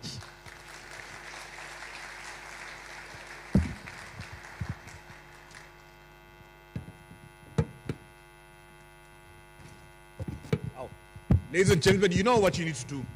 You must do the right thing.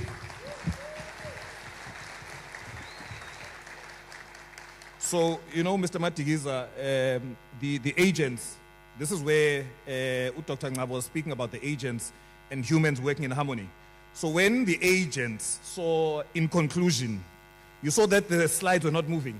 There was then human intervention that had to make sure they override the agentic AI to make sure that your slides carry on. So can you see, ladies and gentlemen, how innovative we are in this summit? I mean, can you give that a round of applause?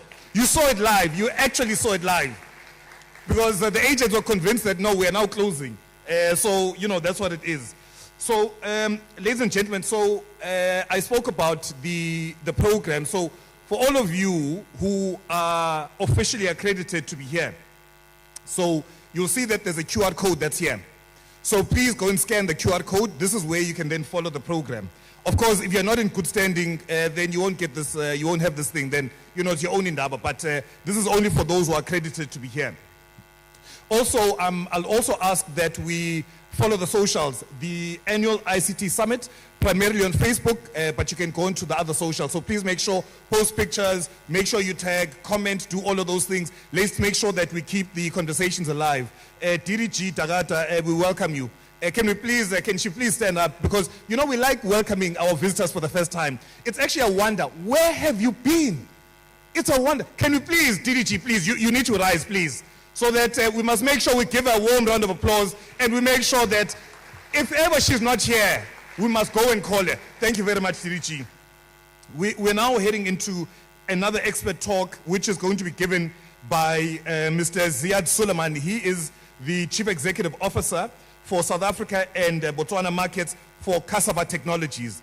Ladies and gentlemen, he's also new in this platform. So please, we need to make sure that he comes back again. Ladies and gentlemen, can you please give him a warm round of applause? No, Zaya, please, no, sit down, sir. You are not getting up until I'm satisfied. That's not warm enough.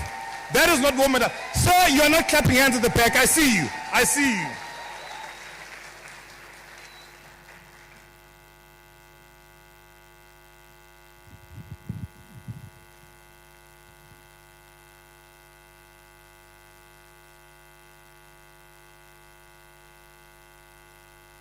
Good morning, ladies and gentlemen, leaders, respected elders, captains of industry, all protocols observed. I must tell you that since arriving yesterday, I've been absolutely energized by what I've seen. The people, the hospitality, just the congruence of intent to do better has really energized me. And you know, we're all running on those last few fumes as we head into the December period. But the last 2 days has been really fantastic. So really, you know, the Eastern Cape, East London, leaders, the community, you all inspire me. And really, it's a pleasure to be with you today. And it's a pleasure for us as a company to be associated with you. So we're very, very humbled to be in this position to actually add value and look at the future. So as we're thinking about how do we, you know, address you today, what I didn't want to do was come here and only tell you about the good things that we are doing as a business. But I wanted to really connect the dots and ensure that as we progress as a society, we progress together. And I'm extremely pleased that I'm actually speaking after Andile and after Nation, because it allows me the opportunity to actually bring things together as we think about how our business is supporting with purpose, not only for this community, but for the country. So I just want to check if my presentation is coming up. But perhaps maybe I can start without the slides, just in the interest of time. And as I was reflecting about what are we going to speak about today, I thought that it's important for us to start reflecting on where we are today and where we are going into the future. What is critically important is knowing where you're going. Because if you don't know what the future is, then how do you plan to get there? How do you take the first step? What in fact is that direction? And ultimately, how do you bring everybody along with you? Because that is a critical component of our jobs as leaders. is not only worrying about yourself, worrying about your own enterprise or your own customer base, but ensuring that you take society with you as you navigate today and into the future. And as we navigate into that, it got me thinking about, we talk about this world of the fourth industrial revolution, and how did we actually find ourselves in that position and where to from there. So if you look at the first industrial revolution, largely it was 1800 to 1900, primarily premised on things like steam power and water. That was 100 years, from 1800 to approximately 1900. The next part that we had was 1900 to about 1970, which was the second industrial revolution. And in that particular era, it was largely premised off what? Mass production. That's how we became better. That's how we ran our economies. And that's how, as an evolution of society, we became a lot more productive.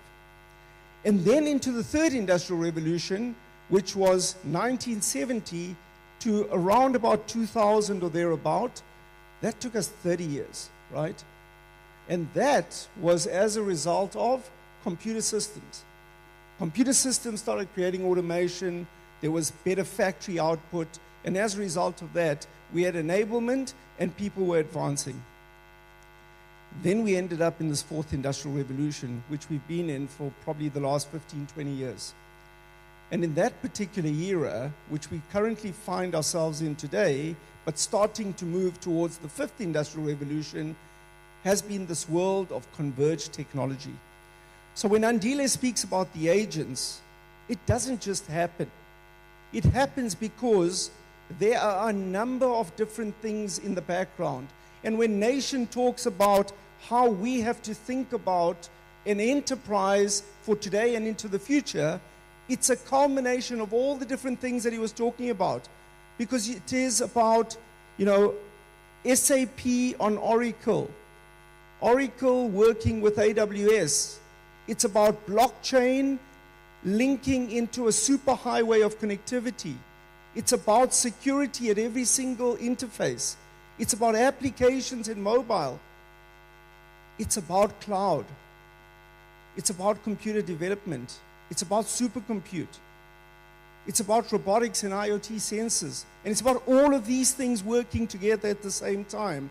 So the convergence of technology is what brings us to this world of the fourth industrial revolution. And it also doesn't happen. You need the instrumentation. You need the ability to bring it together. And what that means, you need multiple layers of technology. And those layers of technology, at the very elementary basis, is your hardware and your compute. It's your software, it's your applications, and it's the output. At the simplest level. But it's easy to say that in simplicity. What is more challenging is, how do you bring those stacks all talking to each other in a seamless environment with a predictable output? And this is where we find ourselves today as we move towards the fifth industrial revolution, that you need that computational power to be able to drive all of these things with intelligence and with an output that is predictable. So I'm just hoping at some point in time they can actually get my slides, but it's a different... are you guys winning? No? What's happening?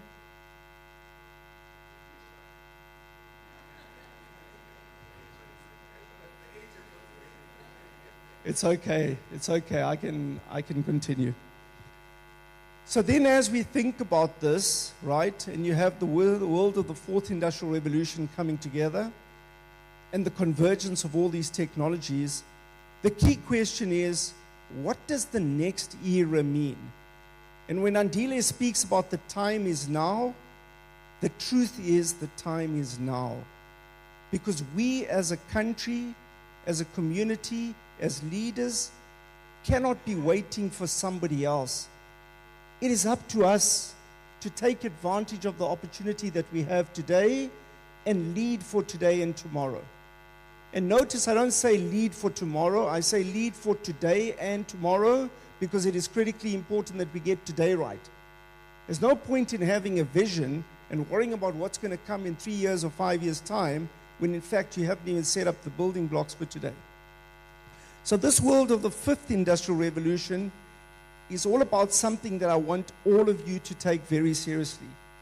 And that is this entire domain of hyper-personalization. And hyper-personalization leads to customer centricity. It leads to the point of where you need to utilize the data in order to get smart insight in order to move things forward. So as a government looking after a citizen, if you have no regard or no idea on the insights of the data, how do you make things better for the customer? No wonder people get frustrated. Similarly, in the private enterprise, if you don't have the insights in terms of where to optimize, how to drive efficiency, what your customers expect, how to better your products, you can't win in the market, let alone think about differentiation. So therefore, it is fundamentally important that as we think about this fifth industrial revolution and we think about hyper-personalization, we utilize all the different mechanisms to get us to the point of the insights. And this fifth industrial revolution is already here. People are not talking about it, but the reality is when you think about the prompts that you get from the agents, when you think about the insights from all the data that you've given people, it's already present. It's only going to get more and more better.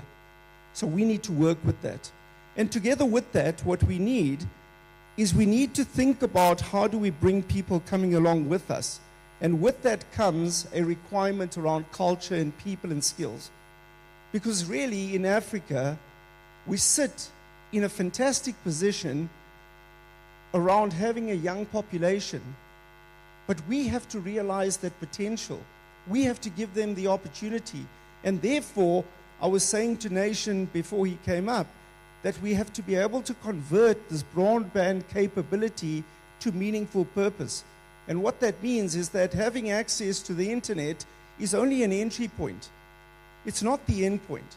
So what if somebody has access to, internet connectivity? Does it mean that we're changing their lives, or does it mean that they're sitting and watching YouTube videos on soccer the whole day, right? How do we give them the purpose linked to what the demand is? And therefore, it's important for us to think about creating the hubs, understanding what the need and what types of skills are required, then converting that from content into purpose, building digital hubs where we not only solve for South Africa, but we actually bring back a lot of work that we are offshoring back into South Africa, right? Why not have a 500 or 5,000 hub servicing multiple countries in the world? It's possible. All we have to do is we have to enable it. Because if we have the internet connectivity as a starting point, then the issue is that how do you get the content and how do you convert the content into meaningful purpose in order to drive these hubs and create the opportunity? But that means that we need an ecosystem. Nobody can dominate that on their own because the world of skills is not monopolized. People cannot drive everything on their own. You need a conglomerate of a number of different areas coming together. And with that comes a family, an ecosystem. And I love the fact that we don't talk about SMMEs, we talk about entrepreneurs, right? We have people coming through with purpose. We have better education. We're now starting to mobilize the fourth and the fifth industrial revolution because we have it. And now what we're starting to do is change the dynamics of our communities and give people, and notice I'm not saying young people, give people purpose. Because then they're able to leverage the world of the digital economy. And if you leverage the world of the digital economy, fantastic. Thank you for the slides. Right? Let's find a place of where I should maybe backtrack to. But okay, so maybe let me just pause there, right? And maybe let's just go back to the first slide and maybe just show you guys how I was building up the narrative. So let's go to the next one. The next one. Stop. So this is where we went through the entire build-up of how we find ourselves here. The next chart. This shows you the comparative between the different revolutions and why in the fifth industrial revolution, right, we have to think about culture, we have to think about skills, and man and machine, human being and machine has got to work together. The next chart. The market trends, right, is something that we've already started talking about. So Nation showed, all the different things that he's thinking about in order to run a better shop. Andile spoke about the agents and AI and all of those types of things in data. It is a fact, right? So, these market trends are all coming together in a way of converged technology. For me, the most important ones here are the issues of hyper-personalization, AI, and then the security. Because the security cannot be behind. Okay, let's go to the next one. So maybe let's pause there and maybe just show you what we are doing as a business so that you have a better understanding of how we're thinking about the world of technology in a integrated and connected ecosystem. So Cassava Technologies, which I lead for South Africa and Botswana, we have 5 businesses. The first is Liquid, right, which has got 30,000 kilometers of fiber in South Africa, 110,000 kilometers of fiber in sub-Saharan Africa.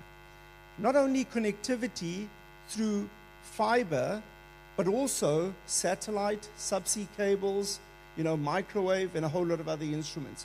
Because regardless of where you may find yourself, you have to have connectivity. It is the starting point.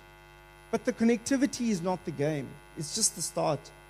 And if you have the start to carry the data, you need a place as the end to leave the data in a safe and secure place. And that's why we have the data centers. So we have 3 in South Africa, we have 1 in Nigeria, 1 in Kenya, and we're busy looking at Morocco and Egypt. So that shows you that our aspiration is to be the biggest and best tech business in Africa, for Africa, leaving no African behind.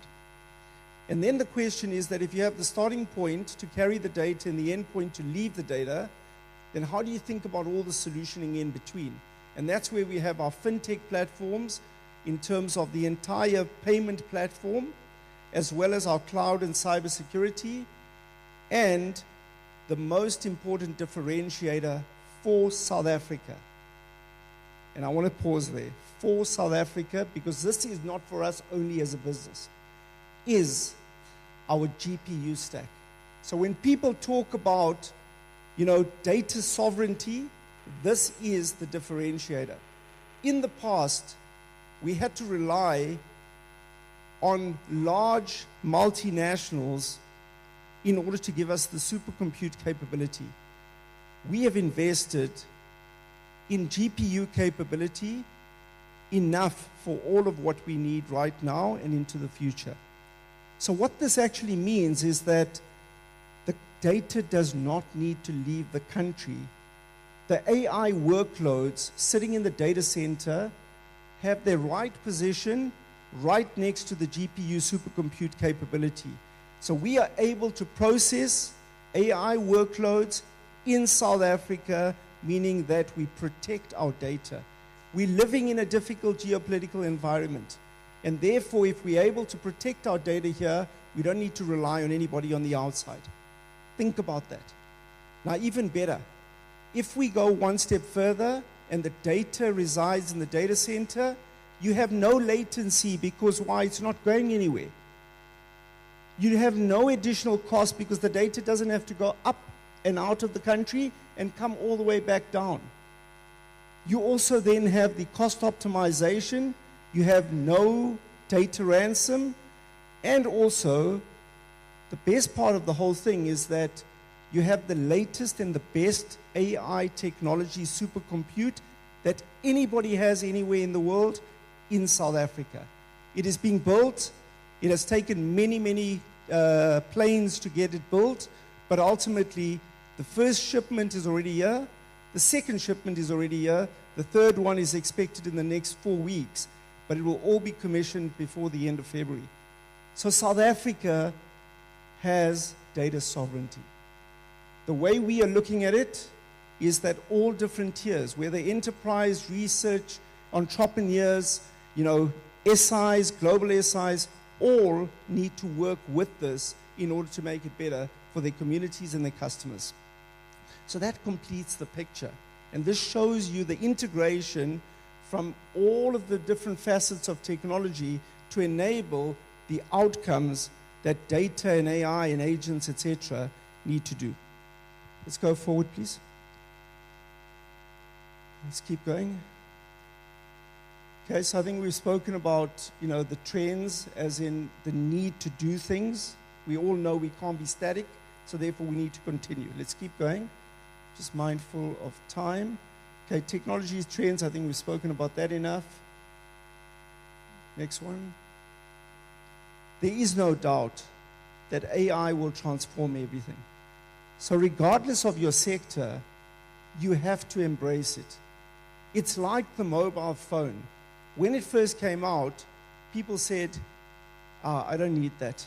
It's going to get in my way. It's too burdensome to carry around. It keeps disturbing me. But the reality is, show me one person that doesn't work with the mobile phone today. We can't live without it, right? You try and remember your husband or your wife's phone number, you'll struggle. What you do is you go and look on your phone because why? It's convenient. It doesn't matter what your device brand is, as long as your applications work. Because if you can't go into your banking system that shows you what your numbers are, you will be panicked. If you're unable to do the transaction, you will be panicked.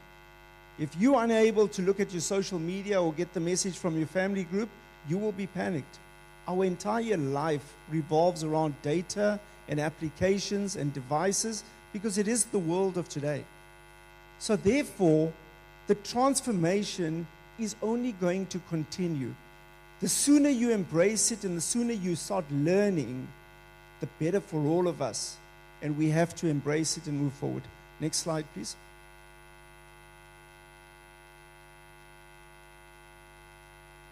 Yeah, I think on this slide, enough said, right?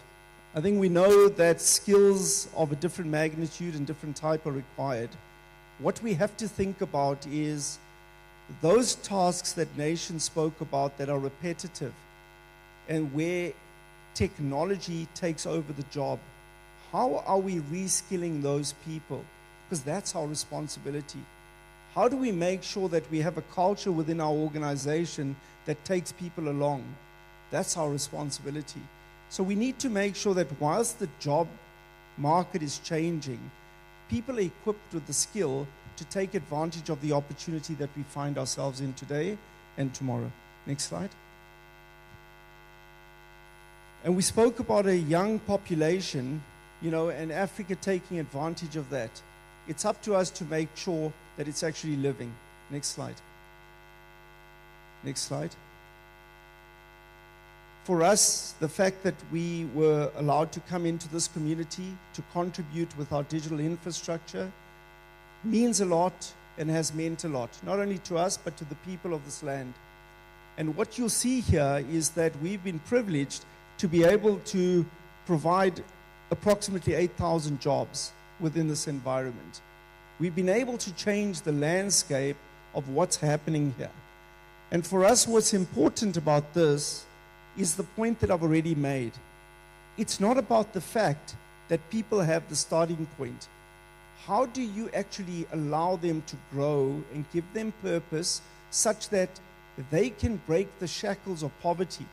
Because that's really what we have to solve using digital economy, right? We have to get people to say, listen, I now have skills, I can get a job. If I can get a job, I can support my family and I can educate them and they can get much further than without this. And through that, we start building as a nation. We start building as a community because why? We can see the purpose and the upside. And that is what we have to do, leveraging things like this. Last week I was speaking at the B20 and the one thing that I left the people with there was we speak a lot. But the time for action is now. And the reason I say that is because in South Africa, we have all the different things that we need to turn the promise into reality. Whether you talk about digital infrastructure, whether you talk about leadership, whether you talk about skills, whether you talk about mentoring, whether you talk about infrastructure, whether you talk about digital financial systems, we have everything, believe me, right? What we have to do is create the ecosystem to work together and to turn things and make things easier and make sure that we advance. Next slide. For me, the nice thing about this Tech Accelerate program is the fact that entrepreneurs that have come through the program actually become part of the supply chain. That is part of what we need to do. So it's not only about giving these people an opportunity, it's about making sure that you give them an in, because people speak about access to money and access to market. The access to market allows them to actually flourish, gain references, and actually become better. So we're going to have shortly, I think, when I'm done, some of these successful people come up on stage. I think it's really a true moment of reflection, which we have to think about how do we amplify. Next chart. And we've spoken about the ecosystem, right? I've said earlier that it's not about a monopoly. It's about collaboration. It's about coming together with different facets of what people bring, but it's about having the will and intention to drive an outcome. Next chart. Next chart. And as we think about how do we achieve this, data is front and center. We have to think about a data-premised organization. We have to think about how do you get the insights from the data for the hyper-personalization through your entire process system, and then how do you leverage AI? Because AI means zero without proper data. Okay, so data and AI is like oxygen in a body. You need those things to work together to get the insights. Next chart. Next chart. And the importance of hyper-personalization is the fact that the world has become a lot more sophisticated. You know, the issue around getting a birthday message when you subscribe to, call it any company, where they say, "Dear Ziad, happy birthday." Okay, well, thank you very much, right?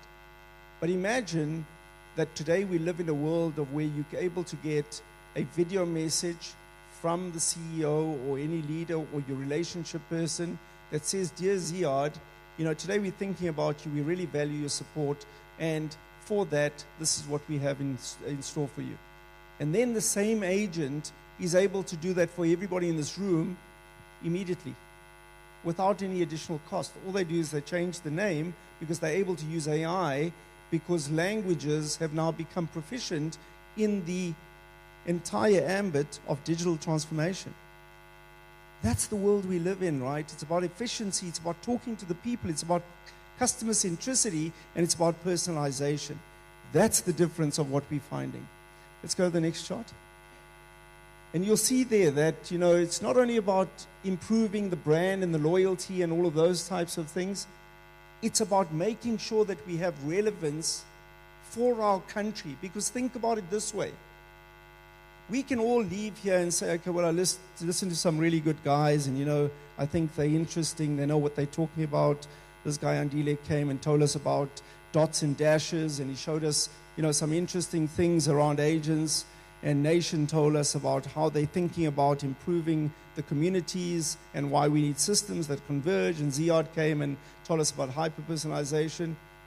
And then we forget about it. But the reality is, think about it this way. If we forget about it here, the rest of the world continues to progress. What happens to us? We are far behind. We don't have to be in that position because we have the supercompute. We have all the right instruments to actually give us a meaningful outcome. It's up to us. It's up to us as individuals and as leaders and as community people and as family members to actually embrace this, to make the meaningful change, because we have nobody to blame. We have everything. We have to take the gauntlet and say we are going to make it happen. Because don't wait for anybody else. The time is now. We have to make sure that we utilize all of these things to get a better output. Next chart. this is an hour on its own. So I'm just going to pause here and allow you to have a glimpse of the screen. But essentially, in order to drive all of these types of things, you need the supercompute, you need the skills, you need the platforms, and therefore you need to drive an outcome, which we certainly have. Next chart. So I want to pause here and maybe just talk about the AI factory. Because as we think about, the data, I want to give you a snippet of what we are trying to solve. So if you think about the volume of the data that all of you have, it is massive. Okay?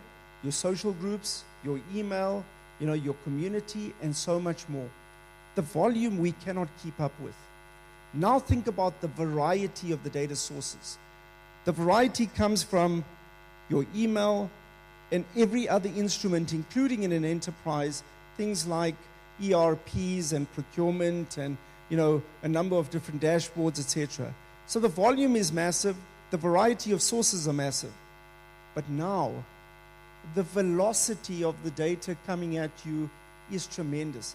The speed at which it all comes in means that you cannot keep up. So the volume, variety, and velocity makes data incredibly challenging. In a real world, people expect a real-time output. Gone are the days of where somebody puts something into a system and wants to wait 5 minutes in order to get a response. I mean, who enjoys that? Nobody, right? It's the quickest way to lose your customer. So now think about it. If all of these things are coming in and your customer is expecting a real-time output, you better have the computational power together with the systems in order to be able to drive that output. That's why we feel that we are in a very, very humble position to have the GPUs and the AI factory. The AI factory has been built with NVIDIA, right? And therefore it is best in the world. So if you look at an AI factory, what goes in are multiple data sources. So it could be your IP, it could be your data, it could be any other form of instrumentation that needs to be fed into a factory. But the factory itself is incredibly complex because you need the proper storage, you need the proper network, you need the proper compute. Then once you have those things coming in and running the data loads, you then need to think about what are my frameworks, what are my models, what are my applications, how do I get all of those things to work together? And then you need the operating model, which is all around the tooling, it's around the security, it's the management system, it's the skills, it's all of those things. And all of these things have to happen instantaneously.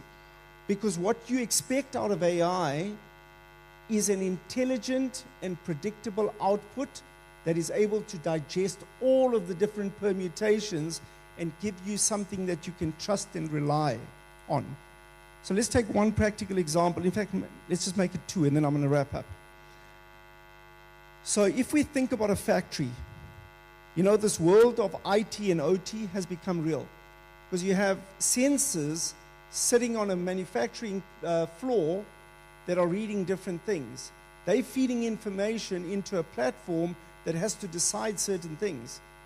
And now what you have, when you have a massive factory times multiple sites, it means that the intelligence behind the machines, together with the operating platform, has got to be super smart. And we're at the point now where through agentic AI, you actually don't need a human being to make those manual interventions, to make the decision. So therefore, what is important is that when something goes wrong, automatically, without asking anybody, the machines are able to act in a way that is predictable and certain because they're able to process the requirement. Let's take it one step further. In the world that we all live in, where we're trying to drive business, we're trying to live in an environment which is transparent, and we're expecting to have good and fair outcomes. Let's take nations' environment. As the public sector, they put out an RFP.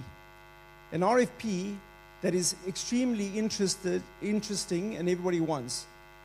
What does he end up with?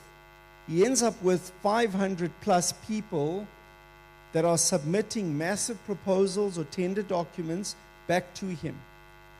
In his environment, he then has to have an entire army of people able to digest what the RFP scope is against what the submissions are. And a person with a mood today that is very happy will be marking those in a certain manner. They can't get through 500 plus in one day. So therefore, when they come back after the weekend and their soccer team has lost, their mood is very different, right? So the result of that means you have human subjectivity in that.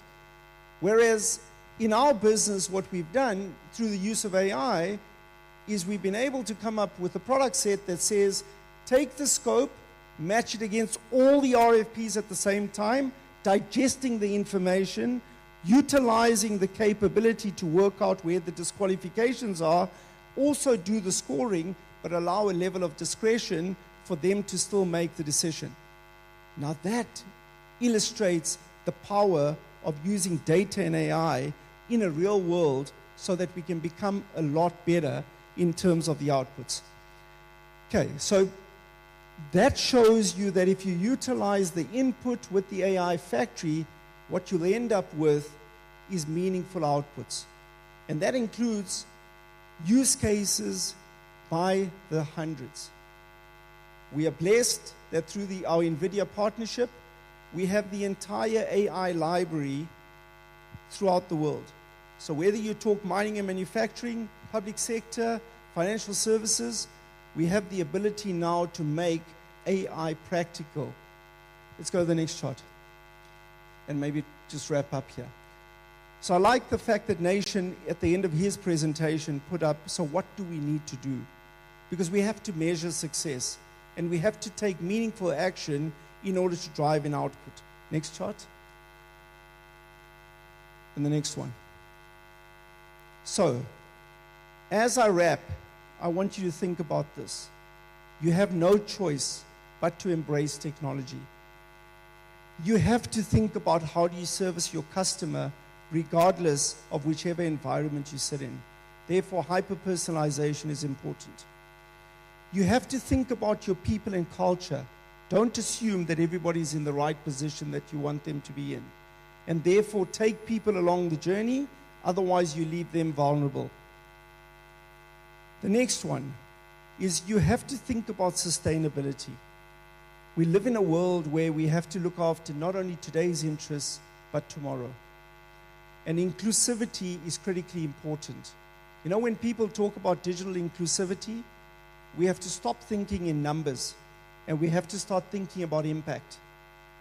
How have I really utilized what I have for inclusivity, delivering an impactful output? That's what we have to start measuring and thinking about. And therefore, everything is about growth. Everything is about a futuristic mindset, now and into the future, but the action starts now. I wish you well. Thank you for the opportunity.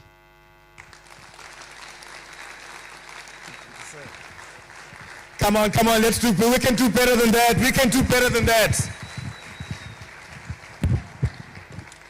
Ziad, thank you very much, Ziad. Much appreciated.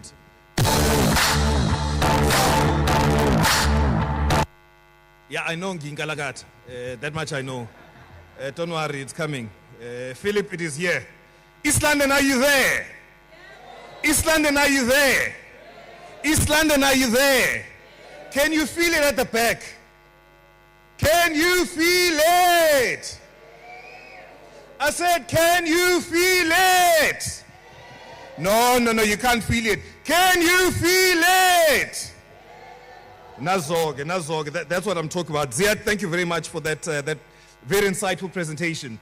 You know, Ziad is very familiar with this terrain, but I think now that he's broken his virginity at the ICT Summit, we now need to give him a clean name. So we officially bequeath unto you that we now bequeath unto you. So when you walk here, you've now got a clean name. The second point is that we've got traditional leadership that is here. in appreciation of the 8,000 jobs that have been created. We've also got Alfred Nzo. If we need to, Ziad, you need to pay attention, because you know what is going to be required is that we're going to have to we're going to have to cut land for you. We've got the traditional authorities here. We've got the Alfred Nzo, the CEO. So because you've created 8,000 jobs, you're going to get it. Don't worry. Don't worry. You are now an official citizen. Not only are you Khatebe, but an official citizen. Thank you very much, Ziad, for that. Let's invite, ladies and gentlemen, Liquid Technologies, who will be doing a Texcelerate certificate handover. And Usis Valencia, where I did see her earlier. Oh, there she is. Can you please give her a round of applause? And please don't get up, madam, up until I'm satisfied. Ladies and gentlemen, can we please, can we please, can we please, can we please, can we please? Thank you very much.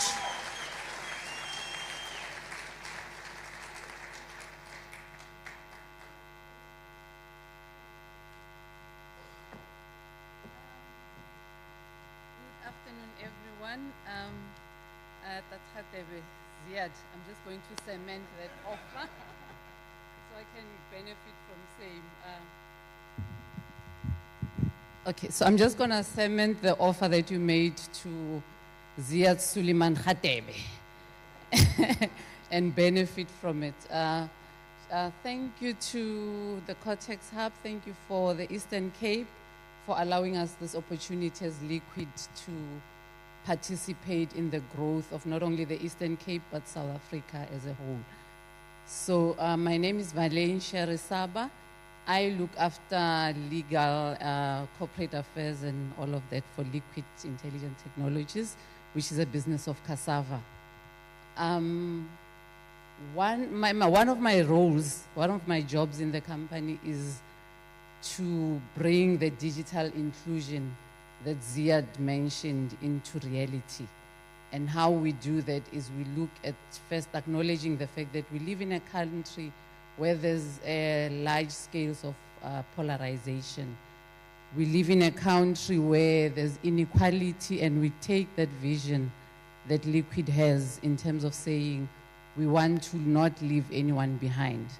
And my job is to say, how do we do that? And one of the ways in which we've decided to do it here is through the Texcelerate program that I'm going to share. And what we're targeting when we say, what does success look like in terms of what we've done? Success is where Liquid's vision of not leaving anyone behind translates into impact. And what we've done then in that regard is we've gotten entrepreneurs, Mr. Stofile. I listen, I'm such a good listener. I learn. So we've looked at potential entrepreneurs, and as I'm speaking here today, we've created 20 entrepreneurs actively in the fiber space. Come on, ladies and gentlemen, we can do better than that. We can do better than that. Come on now.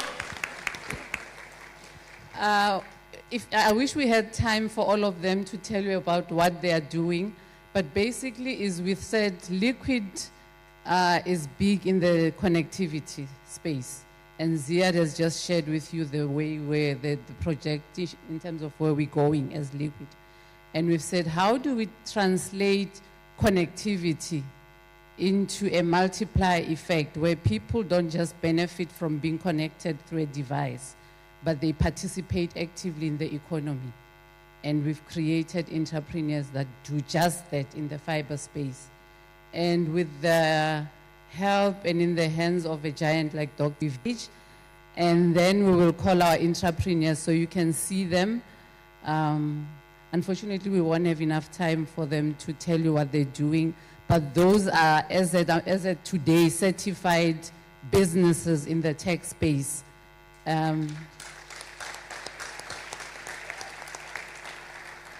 And those are not only businesses that we've created and live in the ledge, but those are businesses that we've created with a view to them becoming suppliers in the Liquid space and in the tech space broadly. I'll just call them up by name. I'm told they have representation. There's exhibitions that they have in the stands downstairs, and you can go there and see what they're doing, but I'll just call them up by name. The first one is SU IT Solutions.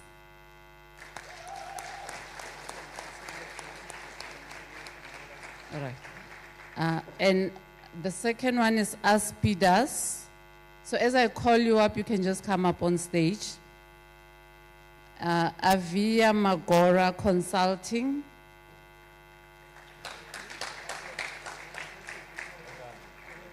Black Rise Trading.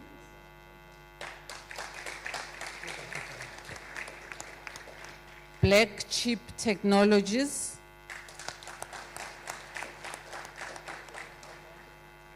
Bonilile Health and Environmental Consultants. Bronitech Technology.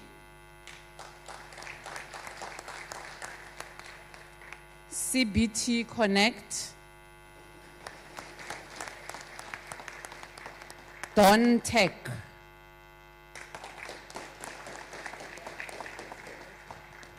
EcoZone Waste Solution. EC Internet. FACU Projects and Project Management.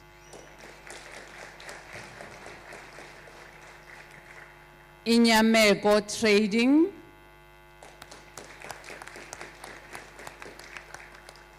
KAM Electric Comms. L&B Property Investments.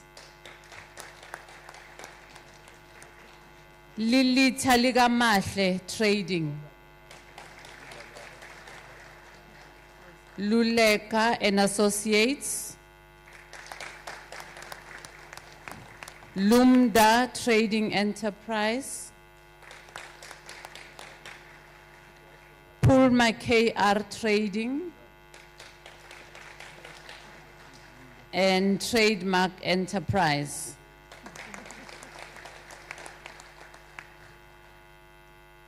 Thank you. So in the spirit of collaboration and partnerships, we are proud to showcase these newly established businesses through Liquid Cassava working together with the Cortex Hub through the leadership of Dr. Ngaba. Thank you.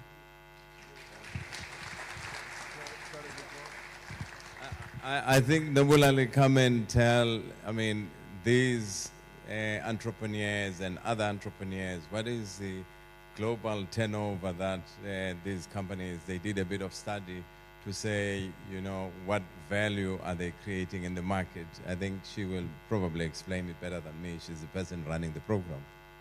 Thank you, Dr. Ngova, and thank you so much for that. The program, this is the second installment. It started in the year 2024. So the group that is now completing at the end of this year is the second group. We had 20 of them last year, and there's another group that we're doing this year, which is 20. And the revenue that's been generated since the beginning of the project is currently sitting at 351 million combined annually for the businesses. And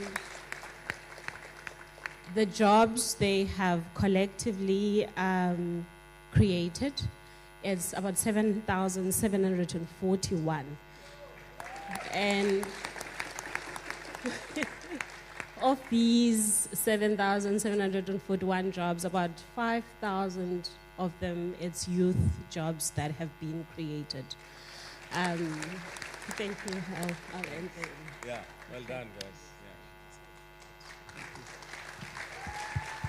Better to hear directly from the program manager. Okay, sure. Let's go ahead. Yeah, Join us. thanks. Let's go together.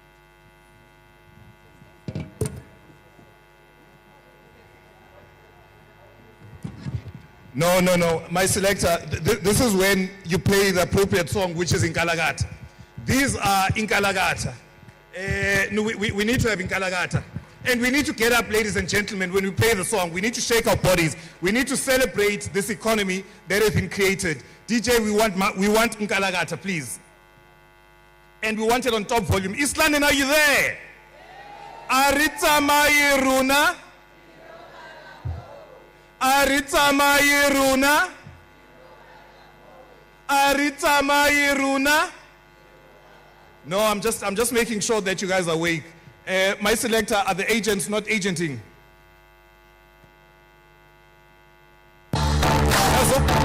We need to get up, ladies. We need to celebrate these folks. We need to get up. If anyone is sitting down, I'm going to bring you on stage. You need to get up. Come on. Come on. DJ, up the volume. Up the volume. Come on, DJ. Come on. Up the volume, DJ. We want volume. Volume. Come on. Come on. Nazo. Nazo Inkalagata. Oh, volume, DJ. Volume, DJ. Volume. We want volume, DJ. Come on.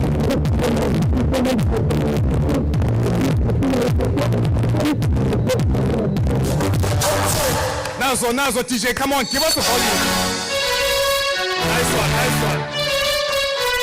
They are in the 18 area.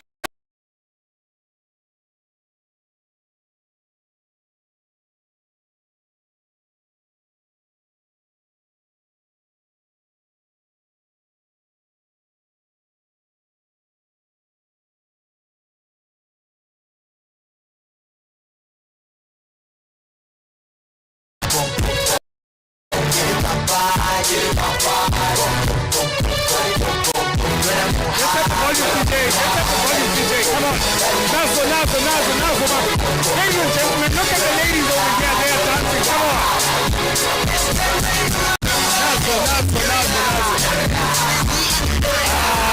Yes. Come on. Thank you, TJ.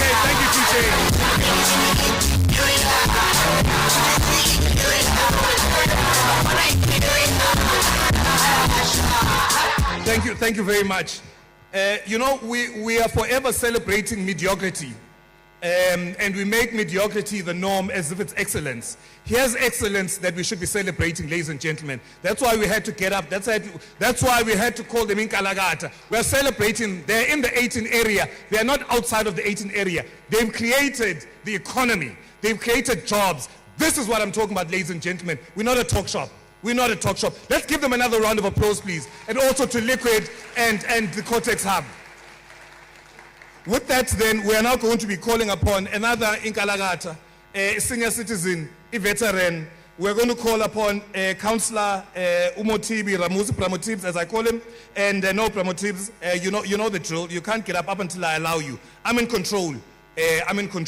And he's the chairperson of the Independent Communications Authority of South Africa, which is the ICASA. Ladies and gentlemen, we're not going to get up. Come on, ladies. Warm round of applause.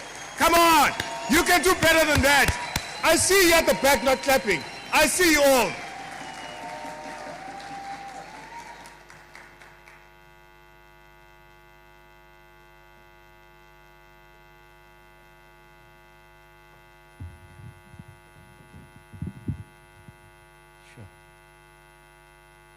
Yeah, good afternoon. Thank you very much, Program Director. Thank you very much. And let me first congratulate the Chair and your leadership. 20 years, it's a long time, but you're still standing. And I think we need to acknowledge that. I'll take it to my province. I'm from Limpopo, so I need to go home and tell them how these things can be done. Yeah, and well done to the Eastern Cape. Well, I've been introduced. I'm not going to be long. Mine is just now to bring all what the previous speakers have shared with you this morning, because you've heard a lot about data centers, you've heard about AI, and I think most of you are now asking themselves questions. Where are these things going to be consumed? How are they going to be transported? How are they going to be regulated? How are you going to be protected as consumers of all what was shared with you this morning? So I come from an organization which is a Chapter 9 institute. It's an independent authority. We issue licenses to the telecommunications, broadcasting, and postal sectors, players. And once you have that license, as you know, then compliance kicks in terms of making sure that you deliver the service as promised, good quality, secured, affordable and inclusive to everyone. So when you look at ICASA, I think for those that have got cell phones, check at the back of your cell phone. If you don't have a sticker that says type approved, then you must know that there's something wrong with your phone. Or if you go into your phone under about, you must look for legal. There must be an ICASA logo inside your phone. That basically means that this phone went through a process of being approved to be used so that you're protected. That's basically what we do amongst many other things. So it's important for me just to reiterate the issue of type approval, because people buy things from some shops and the next thing you lodge a complaint with ICASA and say this unit is not working, and perhaps you didn't even check whether it's type approved. So it's important as consumers to check all those. So I've been asked just to come and share a little bit with you, Jorge, as part of this digital transformation journey. What's the role of the regulator, and how are we then preparing this country so that the liquids of the world and those that we license form part of the value chain in ensuring that the entrepreneurs that I saw earlier on, they flourish in their business. So I'm just going to give you a synopsis so that I bring the message very close to you. I know many of us, we've heard the word digital transformation, and you start asking yourself, what does it mean practically? Because digital, it's one term to make things easy for me for access. But when you talk about transformation, how is this transformation going to help me to be a better person? So normally people talk about efficiency. People talk about easy work of doing things. So as a regulator, we then make sure that when we issue the license, part of what needs to be done, those that are going to build networks, make sure that the network, easy access, interoperability between people, and the whole issue is seamless communication between all the various networks. And ultimately, as I've said, it must be secured in terms of how you communicate. Now I'll be running a slide parallel to what I've been sharing with you, just to bring the message close to the Eastern Cape. The big question is the Eastern Cape ready for a digitally enabled environment? Are you ready? I think that's the question that we need to ask ourselves. So if I could ask the next slide, yeah. So I've spoken about the issue that when you talk about this journey, the first thing that we are going to need is to say, do we have proper infrastructure in the Eastern Cape? Now what you see in front of you in terms of rural population coverage, since the dawn of democracy in 1994, we have had Vodacom and MTN, initially with Telkom. They had obligations to connect all of us in this province. You'll see that different communication mediums were used. We come from an era where people talked about 2G, 3G. These are the acronyms that normally people talk about. Kiddy generations. So the G, it's basically just like your car. You're from a 5, 7 series, etc. So look at 3G to say we started consuming services from a river, a stream. Then when you go to 4G, it's almost like a bigger lake. And when you go to a 5G, it's almost now an ocean. Now, in all those generations, it becomes important that as an authority, we make sure that we prepare the pathway for what Dr. Ngaba spoke about earlier on, what you have heard even from Liquid in terms of data centers interconnected, because what needs to move in between the pipes, it must make sure that it goes into the right pipe. Now you can see that Eastern Cape, from 2022 to 2024, the 5G network, which is what is going to be required to support many of what you have heard this morning, we are still not doing good. So as an authority, we have, as part of enabling South Africans, we have availed frequency umoya law, manibhekele kunomoya. So you chop lomoya into blocks and you give operators this spectrum. Now in 2022, we went through an auction and they bought the 5 mobile operators, including Liquid, with an intention which let's build bigger pipes so that when we talk about these digitally enabled environments, we've got bigger pipes to run the data that we need. So the story in terms of rural, you'll see now it's a big problem. So as an authority, to complement this cell, we give what you mean universal service obligations. So the obligations behind this are meant to accelerate connectivities to schools, clinics, hospitals, libraries, mainly government facilities. So that spectrum, as much as you bought, in return, you need to make sure that you go to underserved areas and connect those communities. And I'm glad what Liquid has demonstrated today, it's not just going to be the big 5. They need to be seen to be pulling in those entrepreneurs to provide the last mile or even the first line, if I were to make that. You can move on. Now, if you go into the urban, you'll see now it changes. You'll see now that 5G is popping. You'll be asking yourself, Silae is London. It's defined as urban. And the question is that evenness. That's where, as a regulator, we come in to make sure that we bring equal access to everyone. So our job as ICASA is to make sure that what you saw for rural, it must match urban, and we must use regulatory instruments so that there's parity and there's equality.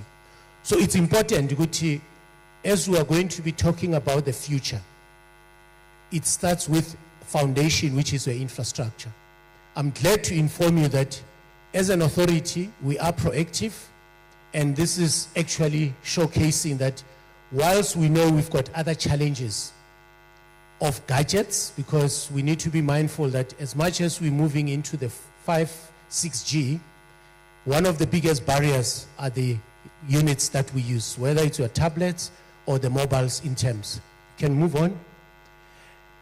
Then, for those who are not aware, the Minister of Communication and Digital Technologies, not only in this country, but all over the world, as regulators working with the licensees, we've been encouraged that we cannot stay using all legacy technologies. It's time to leapfrog to future technologies. So you'll be hearing a lot where people will be talking about sunsetting, meaning Sivala 2G, 3G, we must move up to 4, 5.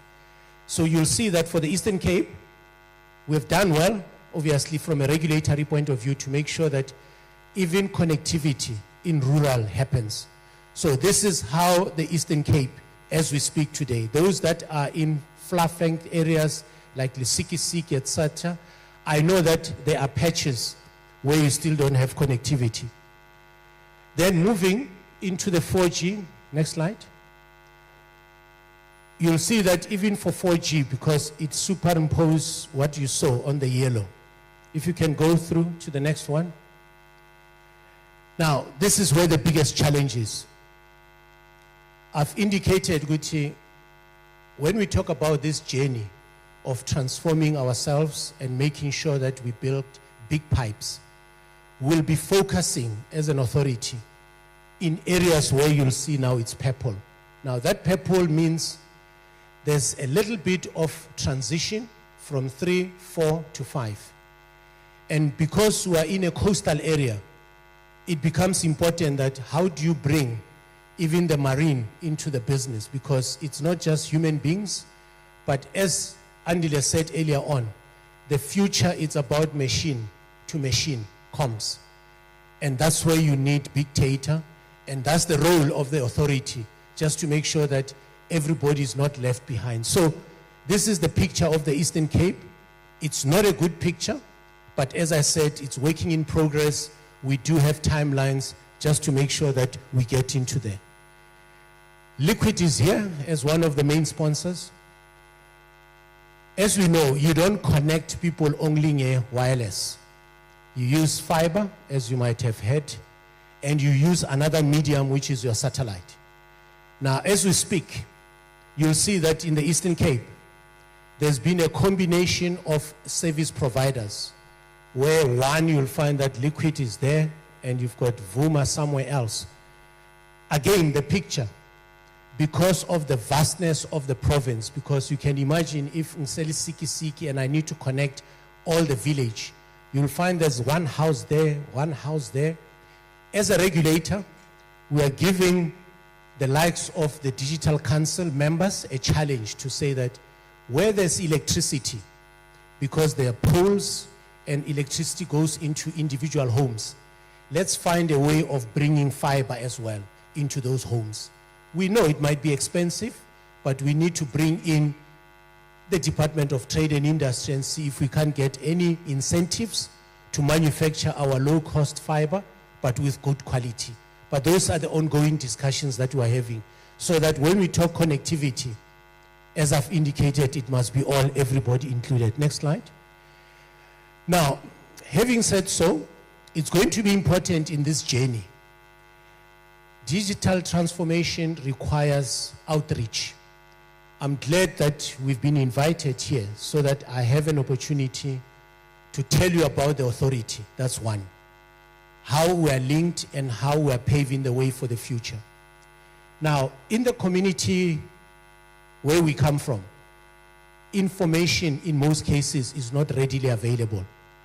I'm glad to inform you that in the Eastern Cape, through community broadcast, this is another medium that we believe as an authority, we need to make sure that we start talking about what you heard this morning. We've made available the platforms as an authority, and you'll see that the profile for the province, you've got a pretty good infrastructure to engage with community radio stations and the commercial TVs and the commercial radio stations as well. So this is going to be one area that can close that gap of digital literacy. Because as we are talking about digital transformation, one big element is where are the universities? We need to have those professors going to community radio stations talking about what we have just shared this morning. So we have availed this as an authority. So I'm bringing our contribution in this journey that we are discussing this morning. So you'll see that it's a pretty well spread within the communities. There's been 24 community radio stations. I think we need to pride ourselves as an authority. Those that came before me, this is the good work. Why I'm raising this? Because I've realized that if we don't use radio as a means to communicate what we're engaged in today, we might lose that bigger opportunity. So we've got that platform, and these are the radio stations that are in the Eastern Cape. Now, closer to home, earlier on, you've heard a lot about data centers, AI. What's going to be important as an authority, we are making it possible that networks are not only built by the big boys or the big girls. We are going to give, and we are giving opportunities to entrepreneurs. So we've got different class of licenses. When you see Liquid, they've got a license that is called an individual, which means they can provide services countrywide from Messina all the way to Cape Town. But we've got another class, it's called class licenses. Now, these licenses enables you to provide a service in a district or in a municipality. So I think for those that are entrepreneurs, you might have seen sometimes when municipalities issue requests for proposal, they will say that we are looking for an ICASA license. This is what in most cases they'll be referring to if you're within the use. So these licenses are very important for the topic that we are having, because ultimately to take traffic from East London into the nearest village, in most cases, those that are being defined as entrepreneurs, you can do the last mile. You do that connection. So as an authority, we do have a framework to empower women, youth and persons with disability. And you need to take advantage of the class licenses. I think this is an important aspect, just to make sure that as we're talking about a digitally enabled province, those that have got these licenses will then form part of the value chain. Next slide. You'll see that even now, I'm glad the distribution of licenses in this province, it's a demonstration that this kind of messages, Chair, when we come here, and I'm glad even in your opening, last year when I came, I did indicate that please take advantage of what we have as an authority. And I'm glad you'll see now that all the district municipalities, the numbers are popping. It means now there's awareness and there's jobs that are being created. And I'm glad and I'm proud that at least those that were here last year listened, and this is the outcome. Yeah, that's a good one. Now, earlier on, I spoke about Moya, this air spectrum. So another good news, which is very, very important. You cannot be talking about digital transformation, AI, data centers, and not talk about how am I going to interconnect. So this slide as well, it's very important to know that because we're a coastal province, there's a number of players who are taking advantage of this frequency that we have. The bulk of activities in the Eastern Cape, it's people in the maritime, because we've got a coastal. It's big business. The ships needs to be monitored. We need to make sure that from a ocean economy, you don't just allow ships in and out. Now, satellite becomes a big business in this area. So it's going to be important as well that as we transform ourselves, how many of us here have got an appetite to get into the maritime business? It's a big business. You'll see that the number of licenses that we issue, mainly with ships and those that communicate. But you'll see that even for the radio dealers, I'm raising this because people normally, it's still a big business in the mining, in the security sector. So those are some of the things that when we talk about transformation, it's not only just on the mobile, but look at the entire value chain in the ICT sector. Now, finally, because we talk about a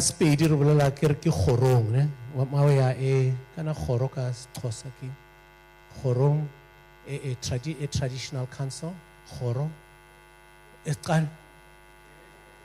Yeah, go khoro. Yeah, go khoro.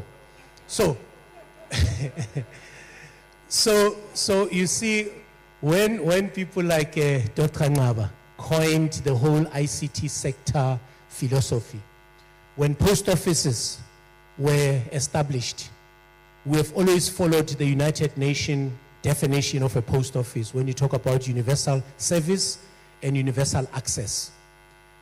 You may have noticed that all post offices where they are today, they are in the central point within our villages, which makes them a very strategic point of presence for anything that you want to do in life.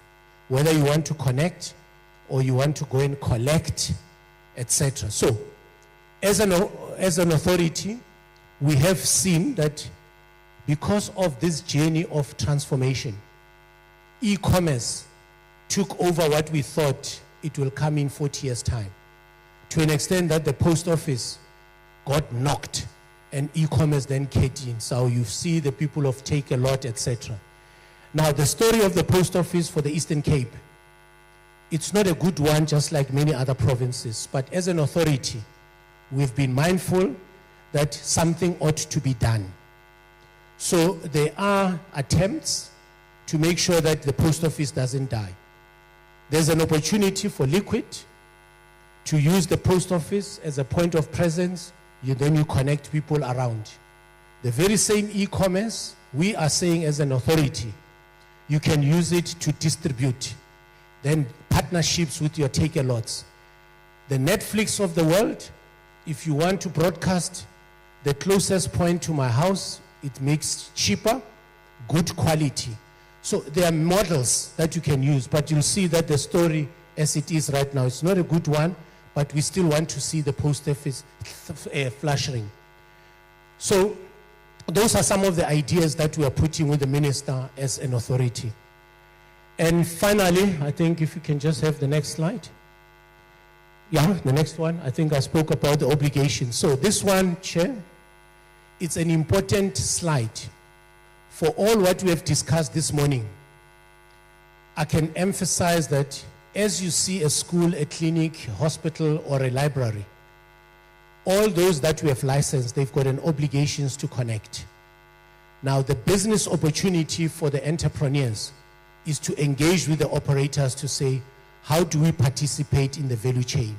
So this is how the mobile operators have been allocated, and this is where you start doing your collaboration, because we're talking about partnerships, and that's what the authority wants to see happening. I cannot conclude without inviting you, which is very important, that whilst we're talking about the future, there are activities that are happening today which requires all of us to be alert and participate. Next year we've got elections, for national elections. It's going to be important that we start participating in the regulations on how broadcasters are supposed to conduct themselves, because it's a very important issue when you talk about transformation. How would you want to see elections being run? And that's one of the regulations that ICASA is already engaging with the public, and I'm inviting you to have a look at our websites. The other one is, we note that when we speak about these frequencies, in 2023, we went to an event called World Radio Conference. This is where many of us as regulators, we meet and we start projecting about the future. Gucci, in the future, there are these frequencies that have been set aside for two-way radio, for example, for broadcasters. Do we still need those frequencies for those services? If the answer is no, we need to project for the future. So we have already started engaging that let's look at your needs, because sometimes as authorities, we talk as if we are regulating for other people, but we are regulating for ourselves. I'm a citizen as well, so I need to be part of the solution.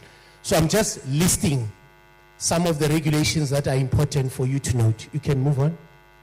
I spoke about the municipality elections. It's important for note. You can proceed. Then I spoke about the broadcasting. For those that have been following, I'm sure nowadays you have televisions that are smart. You don't need to have a big antenna, but with digital television, you are now able to can get SABC terrestrially with the smart television. So those are the kind of work that we are doing as an authority to avail spectrum for some of these services. Just go on. There's, I think, the last two slides. Sorry for this. Yeah, the last slide. Yeah, this one, next one. Yeah. So finally, Program Director, I think colleagues, mine really, as I've said, was to bring the regulator in this journey and be able to even show you and demonstrate our relevance and make sure that even when we meet, we do have an office here in Eastern Cape. Kolile, my colleague, where is Go? If Kolile is here, where is Go? My colleague from ICASA is here. I'm going to ask that when we leave tomorrow, if there's any information you need more about what I've just shared, we will give you contact so that you can engage with us, because it's very important. But just to run through the final slide, what's going to be key, this is now a business opportunity. The issue of early warning, disaster management. As an authority, we've already started engaging on areas that we believe. Eastern Cape was one of those that was hit. The big question is, who currently is preparing to have a pre-warning, not to have another disaster? So you now have an opportunity to engage with the authority. We do have a working group And we're encouraging all of you that if you've got concepts and you want to participate in early warning, that's one area that we want to invite you to do. Then there's a big one in terms of open access. I think for those that had an opportunity to participate 3 years ago, there's always been a concept in this country that you must bring all the entrepreneurs, they must work with the big players on an open access framework, meaning you build a network, then you can rent it out, and then you become a collaborative kind of like a partnership. Those concepts are still there, but it's something that we're interrogating and we'll be engaging with yourselves. Then the issue of communities, finally, Chair. We have noted that in our communities, we've got gated communities, those that are staying in estates. You've seen that there are people who own networks.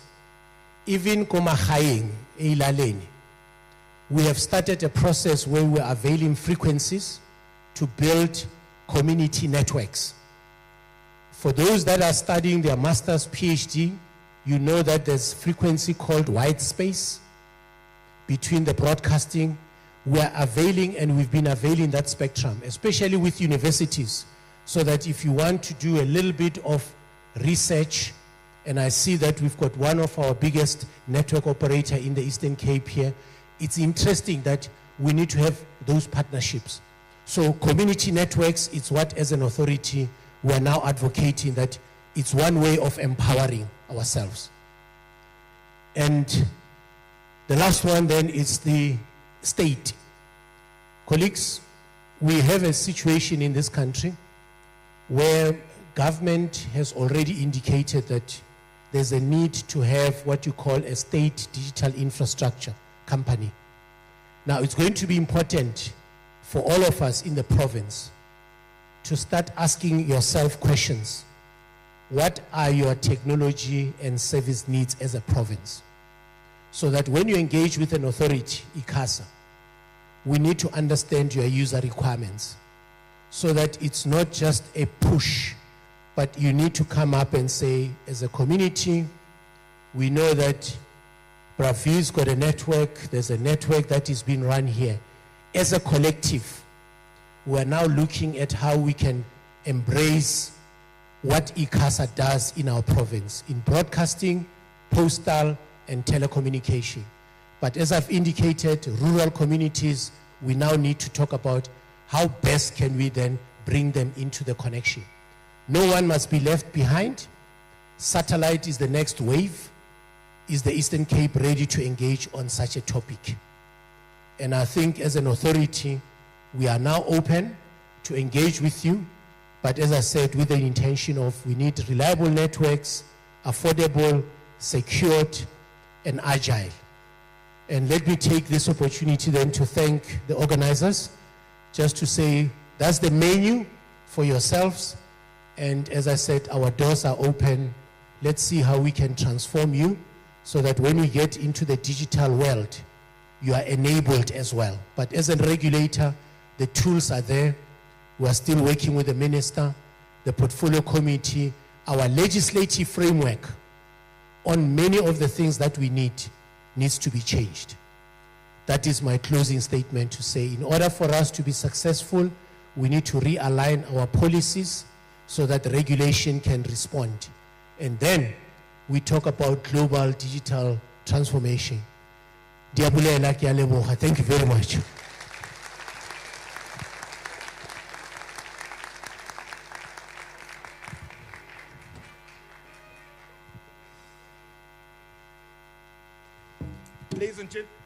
Ladies and gentlemen, you know almost what you need to do.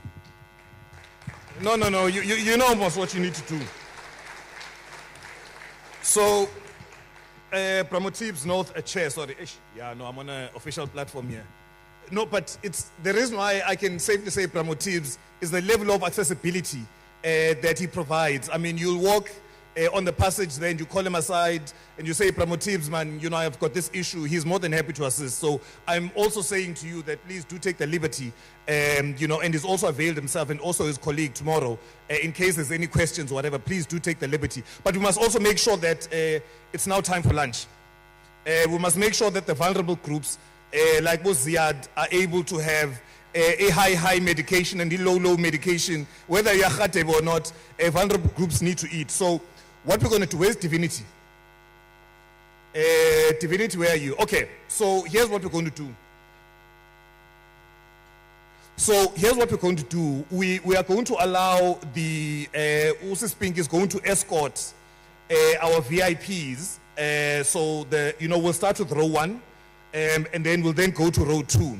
And then what we'll then do is that we will then show, once they've left, we will then show, because we're going to split up the groups, we'll then show you guys where you're going to have lunch. So can we agree, colleagues, that we want to start at 2 o'clock, because I want us out of here at least no later than 3:30, because I want us to have a very meaningful afternoon of engagement. Do we agree that at 5 to 2 we can be here seated? Are we okay with that? If I had my way, I'd say, listen, you lunch on the food that is, mental food, but it is what it is. So let's then allow for the delegates from the first 2 rows to leave, and once they leave, then someone will then escort yourselves to show you exactly where you're going to have lunch. Ladies and gentlemen, we'll see you guys at 5 to 2, but I'll wait here and show you where you guys need to go as the delegates. Give yourselves a round of applause.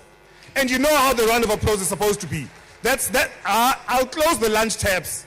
Guys, I will close the lunch tabs. Give yourselves a round of applause. Round of applause.